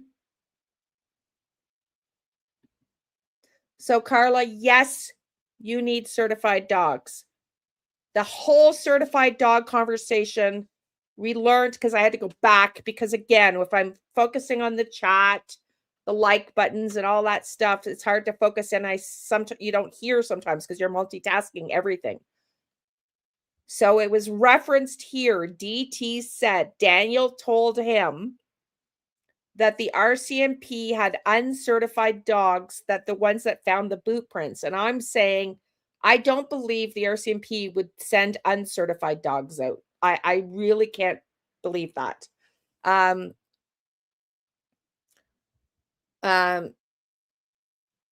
No, Chrissy's mad. I'm nobody from the other side of the country. I've personally felt attacked and bullied. Jane, I'm sorry. I'm sorry. Listen, it's true crime. It's true crime can be so volatile and emotional. And I'm sorry, not you, Chrissy, let that out and then mad it was talked about. Yeah. Well, I really hope that none of this is going on in the background. I just have to say, if I was a private investigator on this case, I wouldn't want to be on YouTube. That's just me. Definitely high emotions here. Understandable, I guess. Zip it. No, don't be zipping it. Just breathe out. And when it happens and you feel attacked, just go away and lick it. You've seen me lose it here, being attacked many times, or feeling attacked. Whether I was being attacked, I felt attacked and responded like I was being attacked many times. We'll be down the sink. I hope you're not right. I hope you're, no offense, Lori, I hope you're wrong. But I know other people keep saying that. Dalene's a lawyer, so I hope she knows that, you know, I'm trusting she knows what she's doing legally to protect Belinda and her PI. I would hope so. I would think so. I'm going to give her that benefit of the doubt. Looking wet. But that item outside of the search. Hey, Miss Q. Nice to see you. Yeah, it's interesting. You know, I wonder what. Nice to see you. It's been a To while. do with anything, but yeah, there's some interesting. Well, aspects. who knows? Could it have just been something that was like thrown out in the days or two prior to that? It's not. It doesn't mean that anyone's planting anything. It still leaves out is someone just throwing stuff out of their car. I don't know. I don't know. I'm still leaving it throwing stuff out of their car. On the fence on this. What is evidence and what is not evidence is not really our purview. It's we just give the information, and what the RCMP decides to do with it is there. Yeah, I mean that makes complete sense, right? It's true. Well, I know that there's been a guy that lives close to Daniel that's taken ownership of the sweater and the blanket, and the property that the sweater and the blanket and all this stuff was found was on the. Hey, Wendy, my dear, nice to see you, honey. Apparently, Charmaine said last night, I was working. Miss you, Miss Q. Miss you so much. I miss you so much. It's so nice to see you back here. I keep saying I'm going to go back to Sebastian Rogers, and I truly want to. I just don't know if I'm too traumatized. Like, I still have some PTSD to resolve here, clearly. But I do want to. So hopefully in the new year, we're going to go back to Sebastian Rogers. But yeah, so what just happened was I didn't hear it because I was working on my book, which I'm about to publish after I'm off here today. It's going to take me about an hour and a half. It'll be done today. And I've been working hard on my ebooks. So, and writing 2 fictional series at the same time. Yes, that's my brain. Welcome to Liane's brain. I'm going to start one book. I'm going to start another book, and then I'm going to go this way. But it's nice to see you, honey. So we heard, I was listening, but I didn't hear her say it because I was working, that apparently Charmaine announced that Belinda's attorney, Liane, sent some cease and desist orders out on this case. And so, yeah. Thank you, honey. I know, Hope. I know. Well, this is it. When we have our own stuff going on in our own lives, you know, it's easier to let go of the noise for sure. So I'm really hoping that that's not the case with the cease and desist. Like, I really hope, because I just want these kids found, and we have to work together here. We have to work together, in my opinion. One of his friends. Thank you, honey. And so from what I understand is this guy does like mechanic stuff. They're just little ebooks. I'm going to promote them here. They're $2.99 and $4.44 on Amazon. They're 3 ebooks. Survive is about a technique that I was guided towards helping clear your unwanted emotions and triggers. And it's for empaths that are like me right now, overwhelmed in the world with all the hate and chaos. And I've got sacred shifts, which are ancient wisdom for 30 days on how to like get your body working. You know, it's not meditation. It's things like circadian rhythms, grounding, earthing, and different things like that based on ancient wisdom. And then I've got 30 days to develop your psychic intuition. So they're just cheap ebooks, $2.99 and $4.44. So if you're interested in those, I will start promoting those with the links to Amazon. Okay. Jane Doe, you're welcome. You did nothing wrong. I don't know who you're talking to, but anyways, let's go. Other things, but mechanic stuff. And I know that we had Chrissy Travers call into the show one time, and she mentioned, and she's walked it back, but she had mentioned there was it wasn't me. that she thought it was blood, but she's walked it back since. It wasn't me. It was apparently Charmaine. So I don't know. I hope not. I hope we're all going to work together. And to me, I thought maybe somebody just kind of used it to wrap a tool, and what they thought was blood was oil, but or some sort of part, and it just has nothing to do with anything. I feel that there's a connection there. It's like, who does it belong to? It belongs to this guy's friend. I wouldn't be surprised if there's just some random reason behind it. The only thing that kind of is interesting is if it was. Well, apparently I'm supposed to become some famous writer in this life, according to my astrology. Well, I have a deck. I just need to raise the funds to get my deck. Did you know I have a deck? I have a deck. Someday I'll show you my true crime deck. Oh, Damien, thank you for emailing me, honey. Thank you. Thank you, Damien. So the cadaver dog with the PBM are certified, just so you're aware. DT was talking about a different dog at the beginning of the search in regards to boot prints and blanket fragments, so not related to PBM. Thank you, Damien. Thank you, Damien. Love you. Thank you for clarifying. I really appreciate that. I really appreciate that. Hope that clears it up. So yes. So we did go back to listen, and it was the reference to the RCMP that Daniel made not being certified dogs. And I really cannot believe that the RCMP would send uncertified dogs. And I wouldn't think that the Please Bring Me Home would have uncertified dogs either. So Damien writes, the cadaver team that Please Bring Me Home used are certified, just so you're aware. Thank you. That's what I would have hoped. Thank you, Damien. DT was talking about a different dog at the beginning of the search in regards to the boot prints. Yes, we just found that out. You just have to stick with me long enough. We get there, but it's a live stream, Email me, Liane. Oh, sweetie, thank you. Yeah, so hope that clears that up. So yeah, I'll show you my true crime deck. So there's oracle decks for true crime, right? And I'll just briefly tell you this since we're asking about it, and then we're gonna listen to the rest of this video, and then I have another video. My true crime deck is tarot, because to me, tarot is about intuition, right? Tarot is about intuition.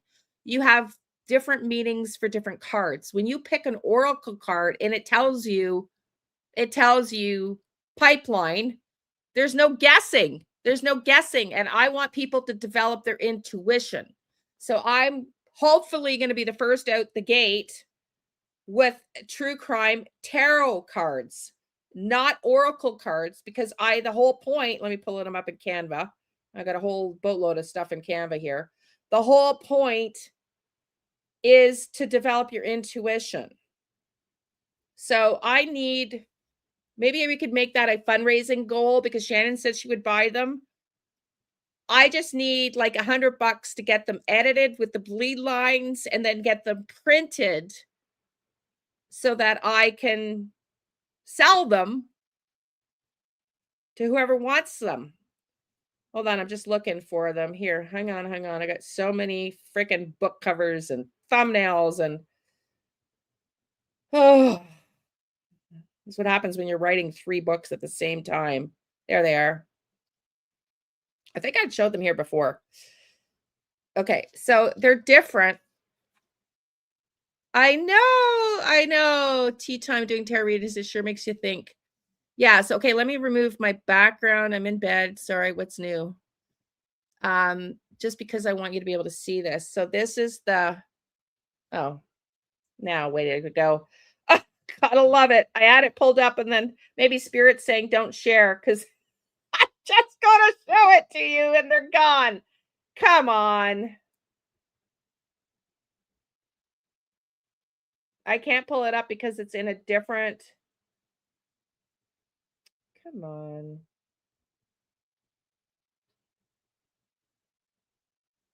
It's in a different. Hang on. There we are. Here we are. I got to go back down to the beginning. For the love of God. Here, I think we're coming up.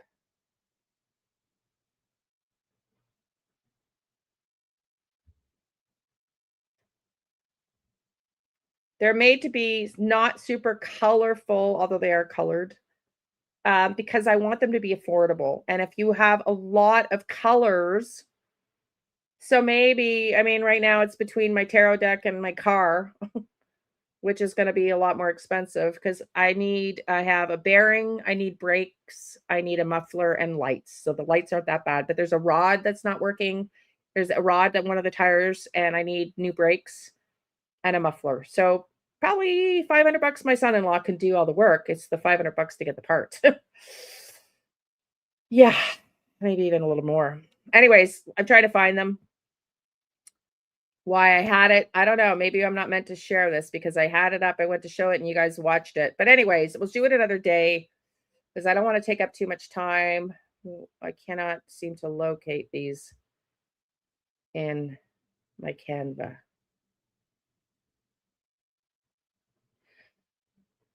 So hang on. There they are. There they are. Okay. So I've changed them. This is the original print. This is the original. They've changed. Okay. So the masters are red, like a burgundy. The MasterCards. So we've got the Hierophant. So what I've got here, these are changed. Half of it's going to be white, half of it's going to be dark. So this is original, but they basically have the original lovers. And up in this corner is the true crime print. And in this other corner is the original, the meaning of the lovers, union, choices, harmony. And then I got a true crime banner. And then I've got the options below in what that card, how it applies to true crime, affairs of the heart, two suspects, betrayal, crime of passion, third party involvement, breakups, divorce. Because I want people to be able to use their intuition. But the colors I've changed. And then I've got the cards are, the swords are blue, green. You get the point. Different colors. Half of it's white, half of it's darker. And this is one of the original copies, but I've changed the color. I like it burnt more. But that's what this is like, they need to be changed, right? Like this is the original, like they've been formatted now differently. They've been formatted more like this. They've been formatted more like this now.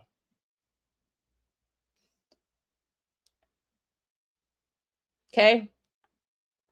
So it just needs to be formatted so that the bleed is all like, it's all centralized and then printed. Thoughts? You love them. They're beautiful. Thank you. No, they do have color, honey. They do have color. See, half of it's going to be dark on the bottom, or probably going to do the top half dark and the bottom white. MMO, do you watch? I do, honey. Yeah, I do. I watched him last night late. He was on late last night. I was up till like 2 or 3 o'clock in the morning. But yeah. So, and then we've got pink. These are just this is not the original. This is an older version. Yeah. Okay. Plea deal, 5 of Cups. It's like I have learned through my own tarot that certain tarot, you like them? Thank you. But this is not, like I said, this is not the original. This is not the final, rather. This is the work in progress. Then you've got the orange for the wands, which again, the colors have changed. I've got green here.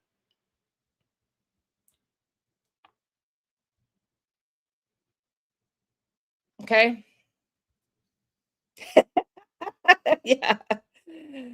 Well, I'm trying to come up with colors. Yeah. So they just have to be finessed a little bit. Again, I want dark on the top and the bottom light, or maybe the other way around, maybe light on the top and then dark on the bottom. Justin clutch them pearls. Gotcha moment the other night. Woke people up. I missed it. Again, I've been working on this book. Unfortunately, my mom truly said it's true shenanigans. Can't confirm that as well. I'm sorry, honey. I hope this is not true. Okay, let's get back to this.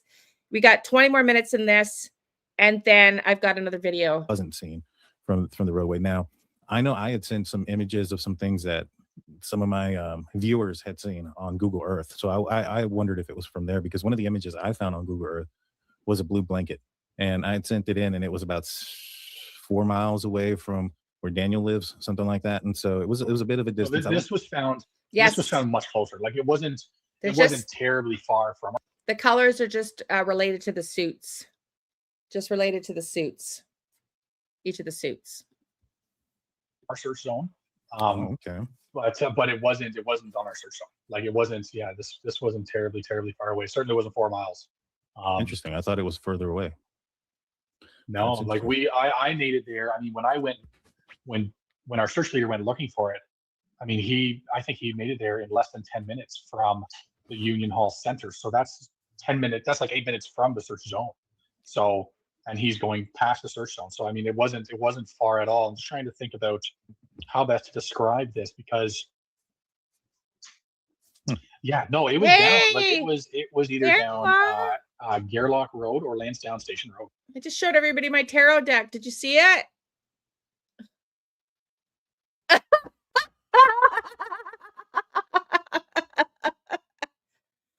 I love you, my dear. I love you, my dear. I'm guessing I'm not getting up on the panel, so I'm going to go ahead. Yeah. Okay. What do you think? I'm guessing I'm not going to get an invite, so I'm going to go ahead and babysit my grandson tomorrow night. Prime colors, I mean. Well, I was trying to think of colors that would work good with the cards. I might change them. I want them tarot cards. Thank you, honey. I just need to raise $100 so I can get them printed. I need to get the bleeding changed and to make sure everything's central. And she got your email. I'm glad, honey. I'm glad. Thank you.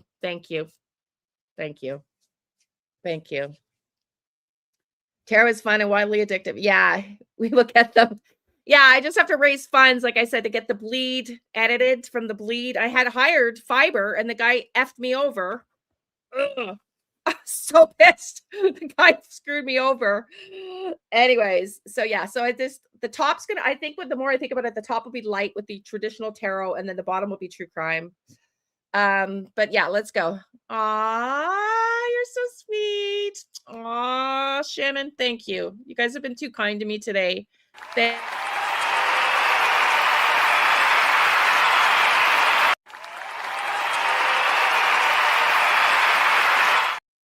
Thank you. Thank you, honey. I appreciate you. I just love your energy. You'll get them too, Anne. Thank you. Well, they're the first ones out. Like Oracle cards are all over the place, but no one's done true. I know. Thank you, Donna. Maybe I can buy you some coffees next week. Miss Q, thank you, honey. Listen, I get it. I totally get it. Like, yeah, I don't even want to start crying.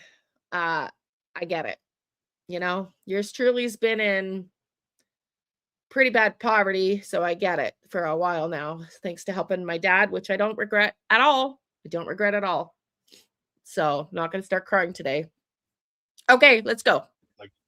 But it wasn't part of our search area. Understood. Yeah. Well, I mean, I know that some folks got mixed up with some of the search areas when you're dealing with volunteers that maybe aren't the most map ready. You know, they may go off the wrong way. Is that accurate? That happened this time, and you gotta humble me because, like, I know, hey. They almost listened to my directions too. At least we're all broke together. Love you all so much. Thank you. Because I said cross the bridge and go to your right. Thank you, Wendy. And I did not consider that they would take the shortcut, which makes the most logical sense. They want to get to the search zone faster, so they're not going to come all the way down Lansdowne Station Road and up and around. Had they done that, they would have crossed the bridge and gone right. Thank you, Veronica. The north side down the shortcut. I think it was McLeod Road, from what I remember. And they crossed the bridge and they turned right, and it was just like, yeah, they followed my directions too well. It's been a humbling experience taking care of when I had to take care of my dad. Let me just tell you, it was humbling to go from $500,000 a year as a top agent internationally with Keller Williams, and I made as a coach. I could show you pay stubs when I worked for Keller Williams International.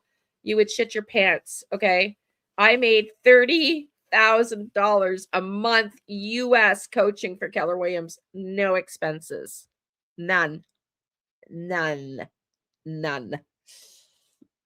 So yeah, it's been a very humble experience. Very humbling. My directions instead of the map. Yeah. Well, that That was- clears up Ugh. the conspiracy, because I know that there was some people that were. I know there was like a. Thank you, it was all over everybody. the place, Thank you, that there was everybody. some sort of disagreement there, and I Ugh. guess some folks felt like they were purposefully searching on somebody's private property, and that's not the case, obviously. So that Yeah, that clears that's- that up. Yeah, I it wasn't, know. you know, we purposely were not going on anybody's property. Yeah, I know. I know. We're not even buying gifts this year, my family. We're not. The kids are getting gifts. That's it. I got last night, each of my grandkids, an Amazon gift and the dollar store. That's what they're getting, because I got $500 coming to me next week from YouTube, and that's it. So, it's pretty slim pickings. But thank God our kids are not, it's really, they're young enough to just feel the love. That's what matters. Or we were doing our absolute best to stay off it. So we entered each river access point to buy the roadways. So Thank by you, law, Marie you can do Curie. that. Thank you. And Thank you, if everybody. people had to go on people's property, it was to get out, get I to the know, nearest honey. roadway. I know. And because of that altercation that happened, I just wanted those two groups that were there for it. So I know, Anne, but it's been, or Miss Q rather. This is the last I'm gonna say. I made 120,000, had a house, and now live in an RV. Gotcha, hun. Oh, I know, honey. Yeah, exactly. It's not me. It's that my daughter has had to work overtime. Thank God she's a nurse at CHIO. She used to run the ER there, right? She was a charge nurse at CHIO. She runs the autoimmune clinic now for kids, but she works overtime to help fund me. She's been paying my way since we had to get my dad out of Florida after I was called, and they read him his last rites after my mom took all his money and stole everything he had, ignored my power of attorney, and left him to die in Florida, where he did almost die. They read him his last rites when I got the call. And I got court orders. Like, I'm not even going to get into it. Okay. It's 600 emails of evidence, and she's still getting away with it. Police are doing nothing about it. And I lost all my coaching clients, and my daughter, his houses were in receivership. Like, we had to come up with $20,000 right away. It cost $18,000 to get his furniture home. Anyway, it doesn't matter. But the point is, when I talk about true crime, my experience of justice in Canada is different, very different. It's just not what it's cut out to be, in my opinion, from my experience. But let's move on. And I lost all my coaching clients one by one with court orders. My dad with dementia, he'd have the blow dryer running and water running at the same time. He would take off and wander all the time. He would get violent. I lost all my coaching clients. I was a wreck. The police had to get me. go out. And the easiest way was, Ottawa police had to get me. you're going to trek through somebody's property. That wasn't the altercation. The altercation. Sorry, Ottawa police had to get me crisis counseling. Oh, I know, Marie. I get it. And I paid for her degree. I paid for both my kids' degrees because I could afford to, but it doesn't relieve the guilt and the PTSD. Oh, listen, the PTSD, you have no idea. I'm not even going to get into it. She is a true angel. She absolutely is. Absolutely. Absolutely. We all have to work together. If it's not going to work, it's all about Jack. And yes, absolutely. Absolutely. Yes, we should work together better, because that's how we're going to get farther with ideas and answers and theories and everything, right? Okay, let's get back into this. Was this man thought that they were on his property, and the search team was not on his property. They were following along the river, which was accessible by the roadway. So, I mean, but in that realm of things, I can see both sides on this. The property owners are tired of people breaking into their sheds, trekking on their property. I don't want the understand liability. They just want the professionals to go searching. And we're not, I think we're good at what we do, but we're not like the best searchers ever. I trust RCMP and GSTAR to do that better than we do. And I just think that they're tired. Not that they don't want the kids found. They're just tired of it. And so did y'all have I know that there was the one that made the news, but was there other property owners that just kind of were oh yeah, listen, I've got the best kids and grandkids in the world. So yes, I am blessed. I don't have a PO box. Just listen. Do you remember when Jenny used to be my mod here when we covered Sebastian? She was like, why? Because I said I got to burn sage. She's like, why don't you burn sage? I'm like, I don't have a lighter. She's like, it's $2. I'm like, yeah, but I need salt. And I got $2. So that's how bad it's been. But we're not whining, because it's taught us a lot. It's taught us a lot. Okay, everybody, I'm going to finish this up. No more talking about the chat. Let's focus. There was, what's it called? What's this?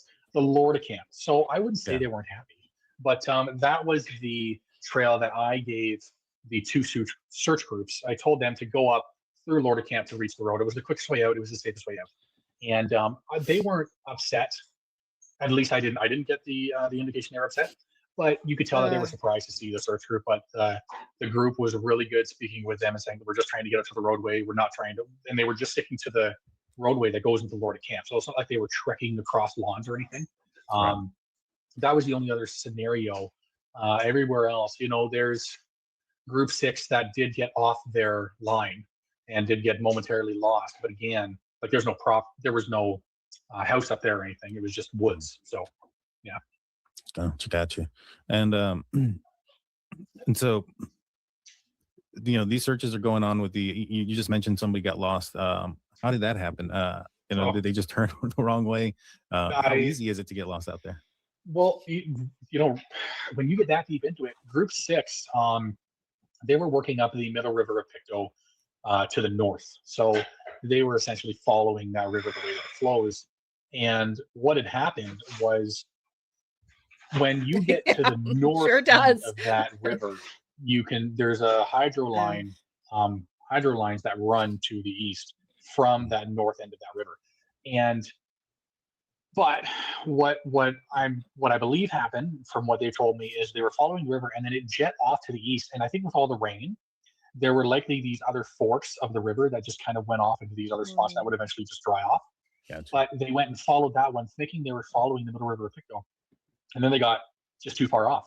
Now, so this all happened near the end. So there was that anxiety of, gosh, like, okay, now we have to turn it to just get these people out before the sun goes down. So I went and I picked up, Damien had a drone. I went and picked up Damien. We made sure all the other groups were out.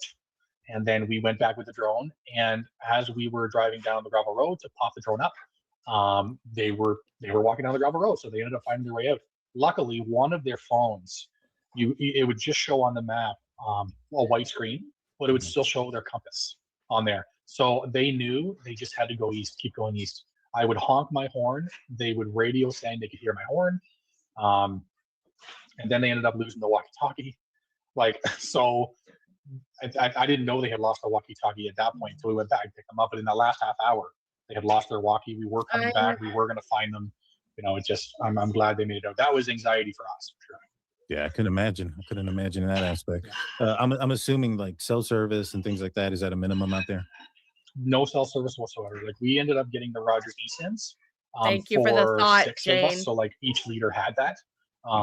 Thank you for the thought. Can I just say something? I appreciate your thought. I really do. But if you're going to send something in the mail in Canada, it's going to get here next year for my birthday. Sorry, it's true. It's not going to get here now. Since Canada's postal service is a little on the delayed side at Christmas for sure, but I love you for your sentiment. I appreciate it. Thank you, sweetie. I truly love you for that. But even that, it wasn't perfect. So I was the person that would drive around and check in on each search team as they progressed. And so I would just drive my poor car down these rickety trails and just to catch them, it would be Nick to group 2 until somebody got back. Okay, just checking in, everything okay? Yep. Then I'd have to drive all the way back down and then up. And then every now and again you'd be radioed or called because something was found or someone needs to exit because they can't do it anymore. It was tricky, but we managed, and everyone did a bang up job who came out that day. Like I was super impressed. I can't remember the exact number. It's over 100 kilometers though from what people had searched that day. Straight line, but 100 kilometers. That's amazing, though. The amount of work that you guys have done out there, it's truly commendable. You guys have done amazing work. I know that I think I saw an interview or something like that where you talked about the markings where ground search and rescue were already searching. How filled was that area full of those? How well do you think that the search was beforehand? I think the search, based on what we saw, the search was really it had to have been methodical because you never just saw one flag. If you saw one flag, there were 10 more that you could clearly see. So And it's good from us, like, to see that it's not just, you're not seeing a pink flag and then 20 feet away another one. You're seeing like 40 flags within like a 20-foot area, which tells you that it's slow. It's the effort that they put in was obviously slow and methodical. There were some areas that like the flags would show up less and less frequent or more spaced apart, but that's not to say that they didn't search it. That's just to say that like some could have fallen off. Maybe they took them off as they completed it. What we do is we're searching years down the line. We don't leave flags out, multiple lines out. We just leave the last line out. So we're taking flags off as we go down the It's line. kind of like when you strawberry pick, right? You plant your flag. Sorry. Sorry. Did I tell you a story? My ex-aunt-in-law used to be a senior at Canada Post. And I remember she sent me a birthday card one year. And I got it in like February. And I'm like, thanks for the birthday card, Julie. I just got it. She's like, what? You just got it now? Yes, it's Canada Post. Like, it's kind of like when you drink too much Canada Post Kool-Aid, you think everything arrives on time at Canada Post and doesn't get lost. It's not the case. But yeah, I mean, listen, I'm not here to disparage everybody, but yes, things can get lost in the mail with Canada Post. And at Christmas time, they're definitely delayed. Yeah, Gus I know Gus went missing 40 year prior. No way. What are your thoughts on that, Ms. Q? Because we covered it here and Kylie was sending us stuff because she's from the area as well. And she had talked to locals. And I don't want to get off the topic because we're almost done this live, but has there been any new updates? Because he had been seen by locals a couple of days before he went missing, apparently at a doctor's appointment. So that theory about him being deceased for 6 months apparently isn't accurate according to her research. But let me know what you think about that case. That's another one that's just wild that they haven't found him yet. And we don't hear any updates either, It's wild. Line. But no, in this instance, they did a incredible job. Just shown with the flagging tape. I mean, the flagging tape just didn't just wind up there. So yeah, they And so, searched a large areas. we're getting towards the end of the hour. And I know you mentioned this at the top of the show, but for those that are going to come out and say, well, if they searched so great and you guys went out there and you searched behind them, they must not be out there if you didn't find them. Have you seen efforts like this before? And they not be found in that moment, and then later on found right in the area. I'm sure they have. Very close. I'm glad you asked me that because I like to talk about Eric and I know a lot of the times it seems like, oh, you're blaming law enforcement or search and rescue doing a poor job and you guys won't find them. That's not what I'm saying at all. Mm-hmm. If it's an area where there's environmental changes, there's animal activity, there's water access. There's water access that moves and flows.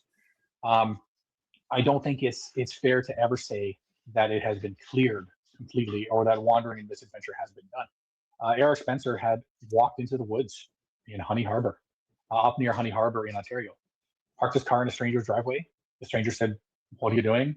And he just walked in the woods. Police were immediately out there doing searches over the next couple of days. Didn't find him, but there was no evidence that he had ever left those woods. So 5.5 years later, when we get involved and we finally go up to do a search, we decide, and it's the first time that law enforcement give us access to their search maps. Mm-hmm. So there were no holes in it, but you could tell that they didn't just do a waterline search. So just follow the river the way it goes into the swamp and then into a pond and then into another river. Just follow that. And that's exactly what we did. And we located him at the north end of that, his remains. And the reality is that when law enforcement was searching for him, so they searched for him in that first week. They searched for him a month and a half later. They searched with him the following year, and then 3 years, didn't find him. Not because they did a bad job, but it's because he was underwater at the time. And finally, when we searched, we knew water levels are low. Mm-hmm. Mm-hmm. The landscape has changed a bit. Mm-hmm. And it was the right time. And it only took about an hour. Keith and Justin Campbell, they were just off the roadway in the ditch. And police did a search and we located him. There's an individual who, it will come out eventually. Out of respect for the family, I'm just not going to mention the name yet because I got to wait for law enforcement to release that. But we did a lot of searching for this individual. And when I look at where this person was eventually located and where we walked there 3 times. and we did 13 searches for this person, Wow. and Wow. they just weren't there yet. So continuous searches, continuing to look at misadventure theories, wandering theories, especially, and this place has it all. It has the animal activity, it has the changes in the Animal environment, and activity, it has yeah. access to flowing water. So you have to continue to just go, and that's what we're doing.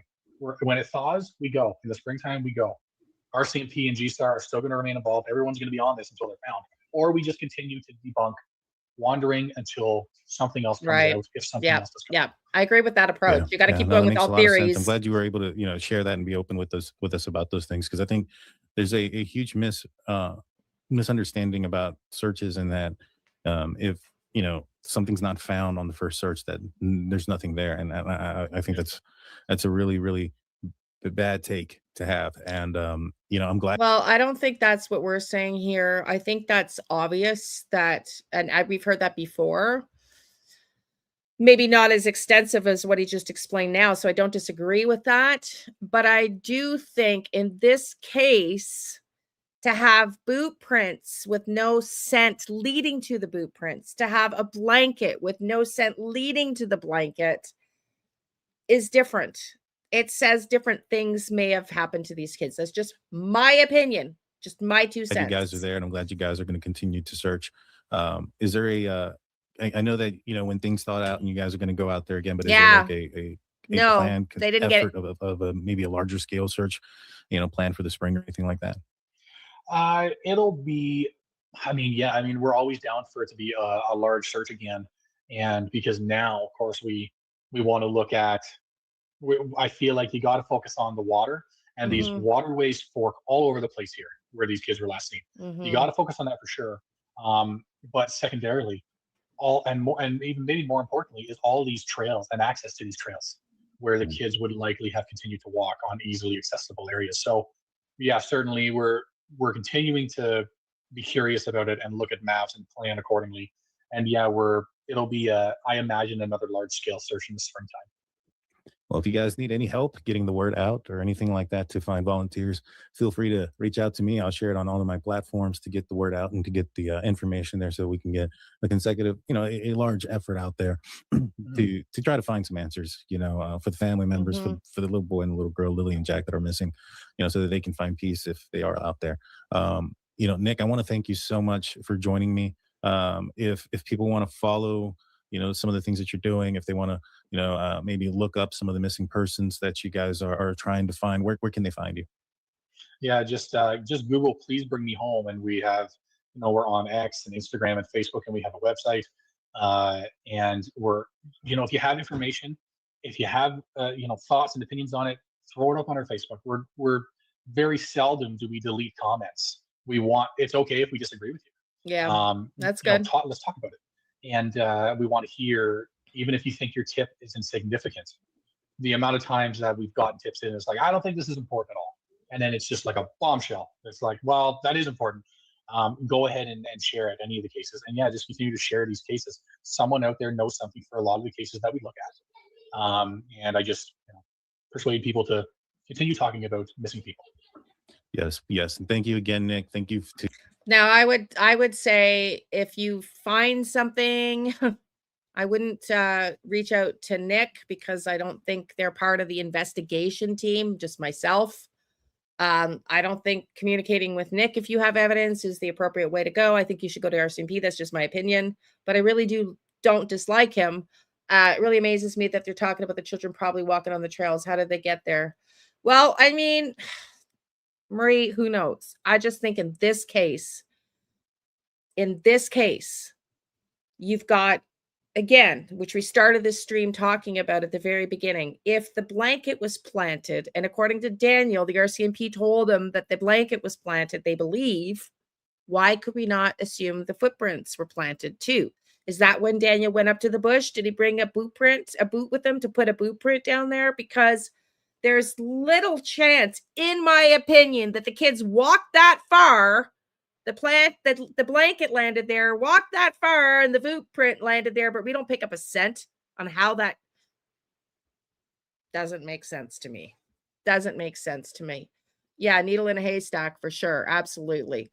Okay, everybody, I was going to play the last video. It's only 20 minutes long, but I talked so much today. We're 3.5 hours in. So we're going to play the madness part another day, tomorrow, maybe. Tomorrow, we're going to start with, and hopefully I'm going to, I don't know if Shannon's still here. I'm going to go to the YouTube that you and Daphne did. I hope that's okay to use all the players that you guys came up with, because I want to go start to tomorrow morning at 11 a.m. Motive. Who had motive? We're going to go back to the beginning of all these players who had motive. So we will see you. Yeah, exactly. It's just weird that the boot prints are there and nothing leading up to them can be found. No scent, nothing. It's like, yeah, that's how I feel, you know? That's how I feel. But I'm not, I'm not the expert here. I have no idea. Maybe we're missing information.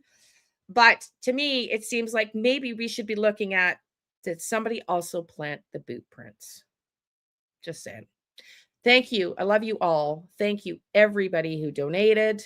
And those of you that can't afford to, I get you. Trust me. Just showing up and being here, supporting us here in the community, Jack and Lily, supporting me. I'd love you for it. I truly am grateful for all of you. Do the YouTube things. We'll see you tomorrow morning at 11 a.m. Eastern. Love and light. Jack and Lily starting back with motive. Hey, you. I'm going to see you before Christmas, won't we? We're going to see you before Christmas, won't we? Thank you, Jane Doe. Thank you. I hope we will. Yeah. Okay. We will. Yes. Yes. Thanks, Donna. It's like, are you taking off on me? Okay, everybody. Love and light, everybody. We'll see you tomorrow. Have a good day. Cheers. I love Canadian. Justice in Canada absolutely sucks. Well, it's not like it used to be. And I think that's worldwide. Blessings, everybody. Stay safe. We'll see you tomorrow. Love and light. Thanks for being here.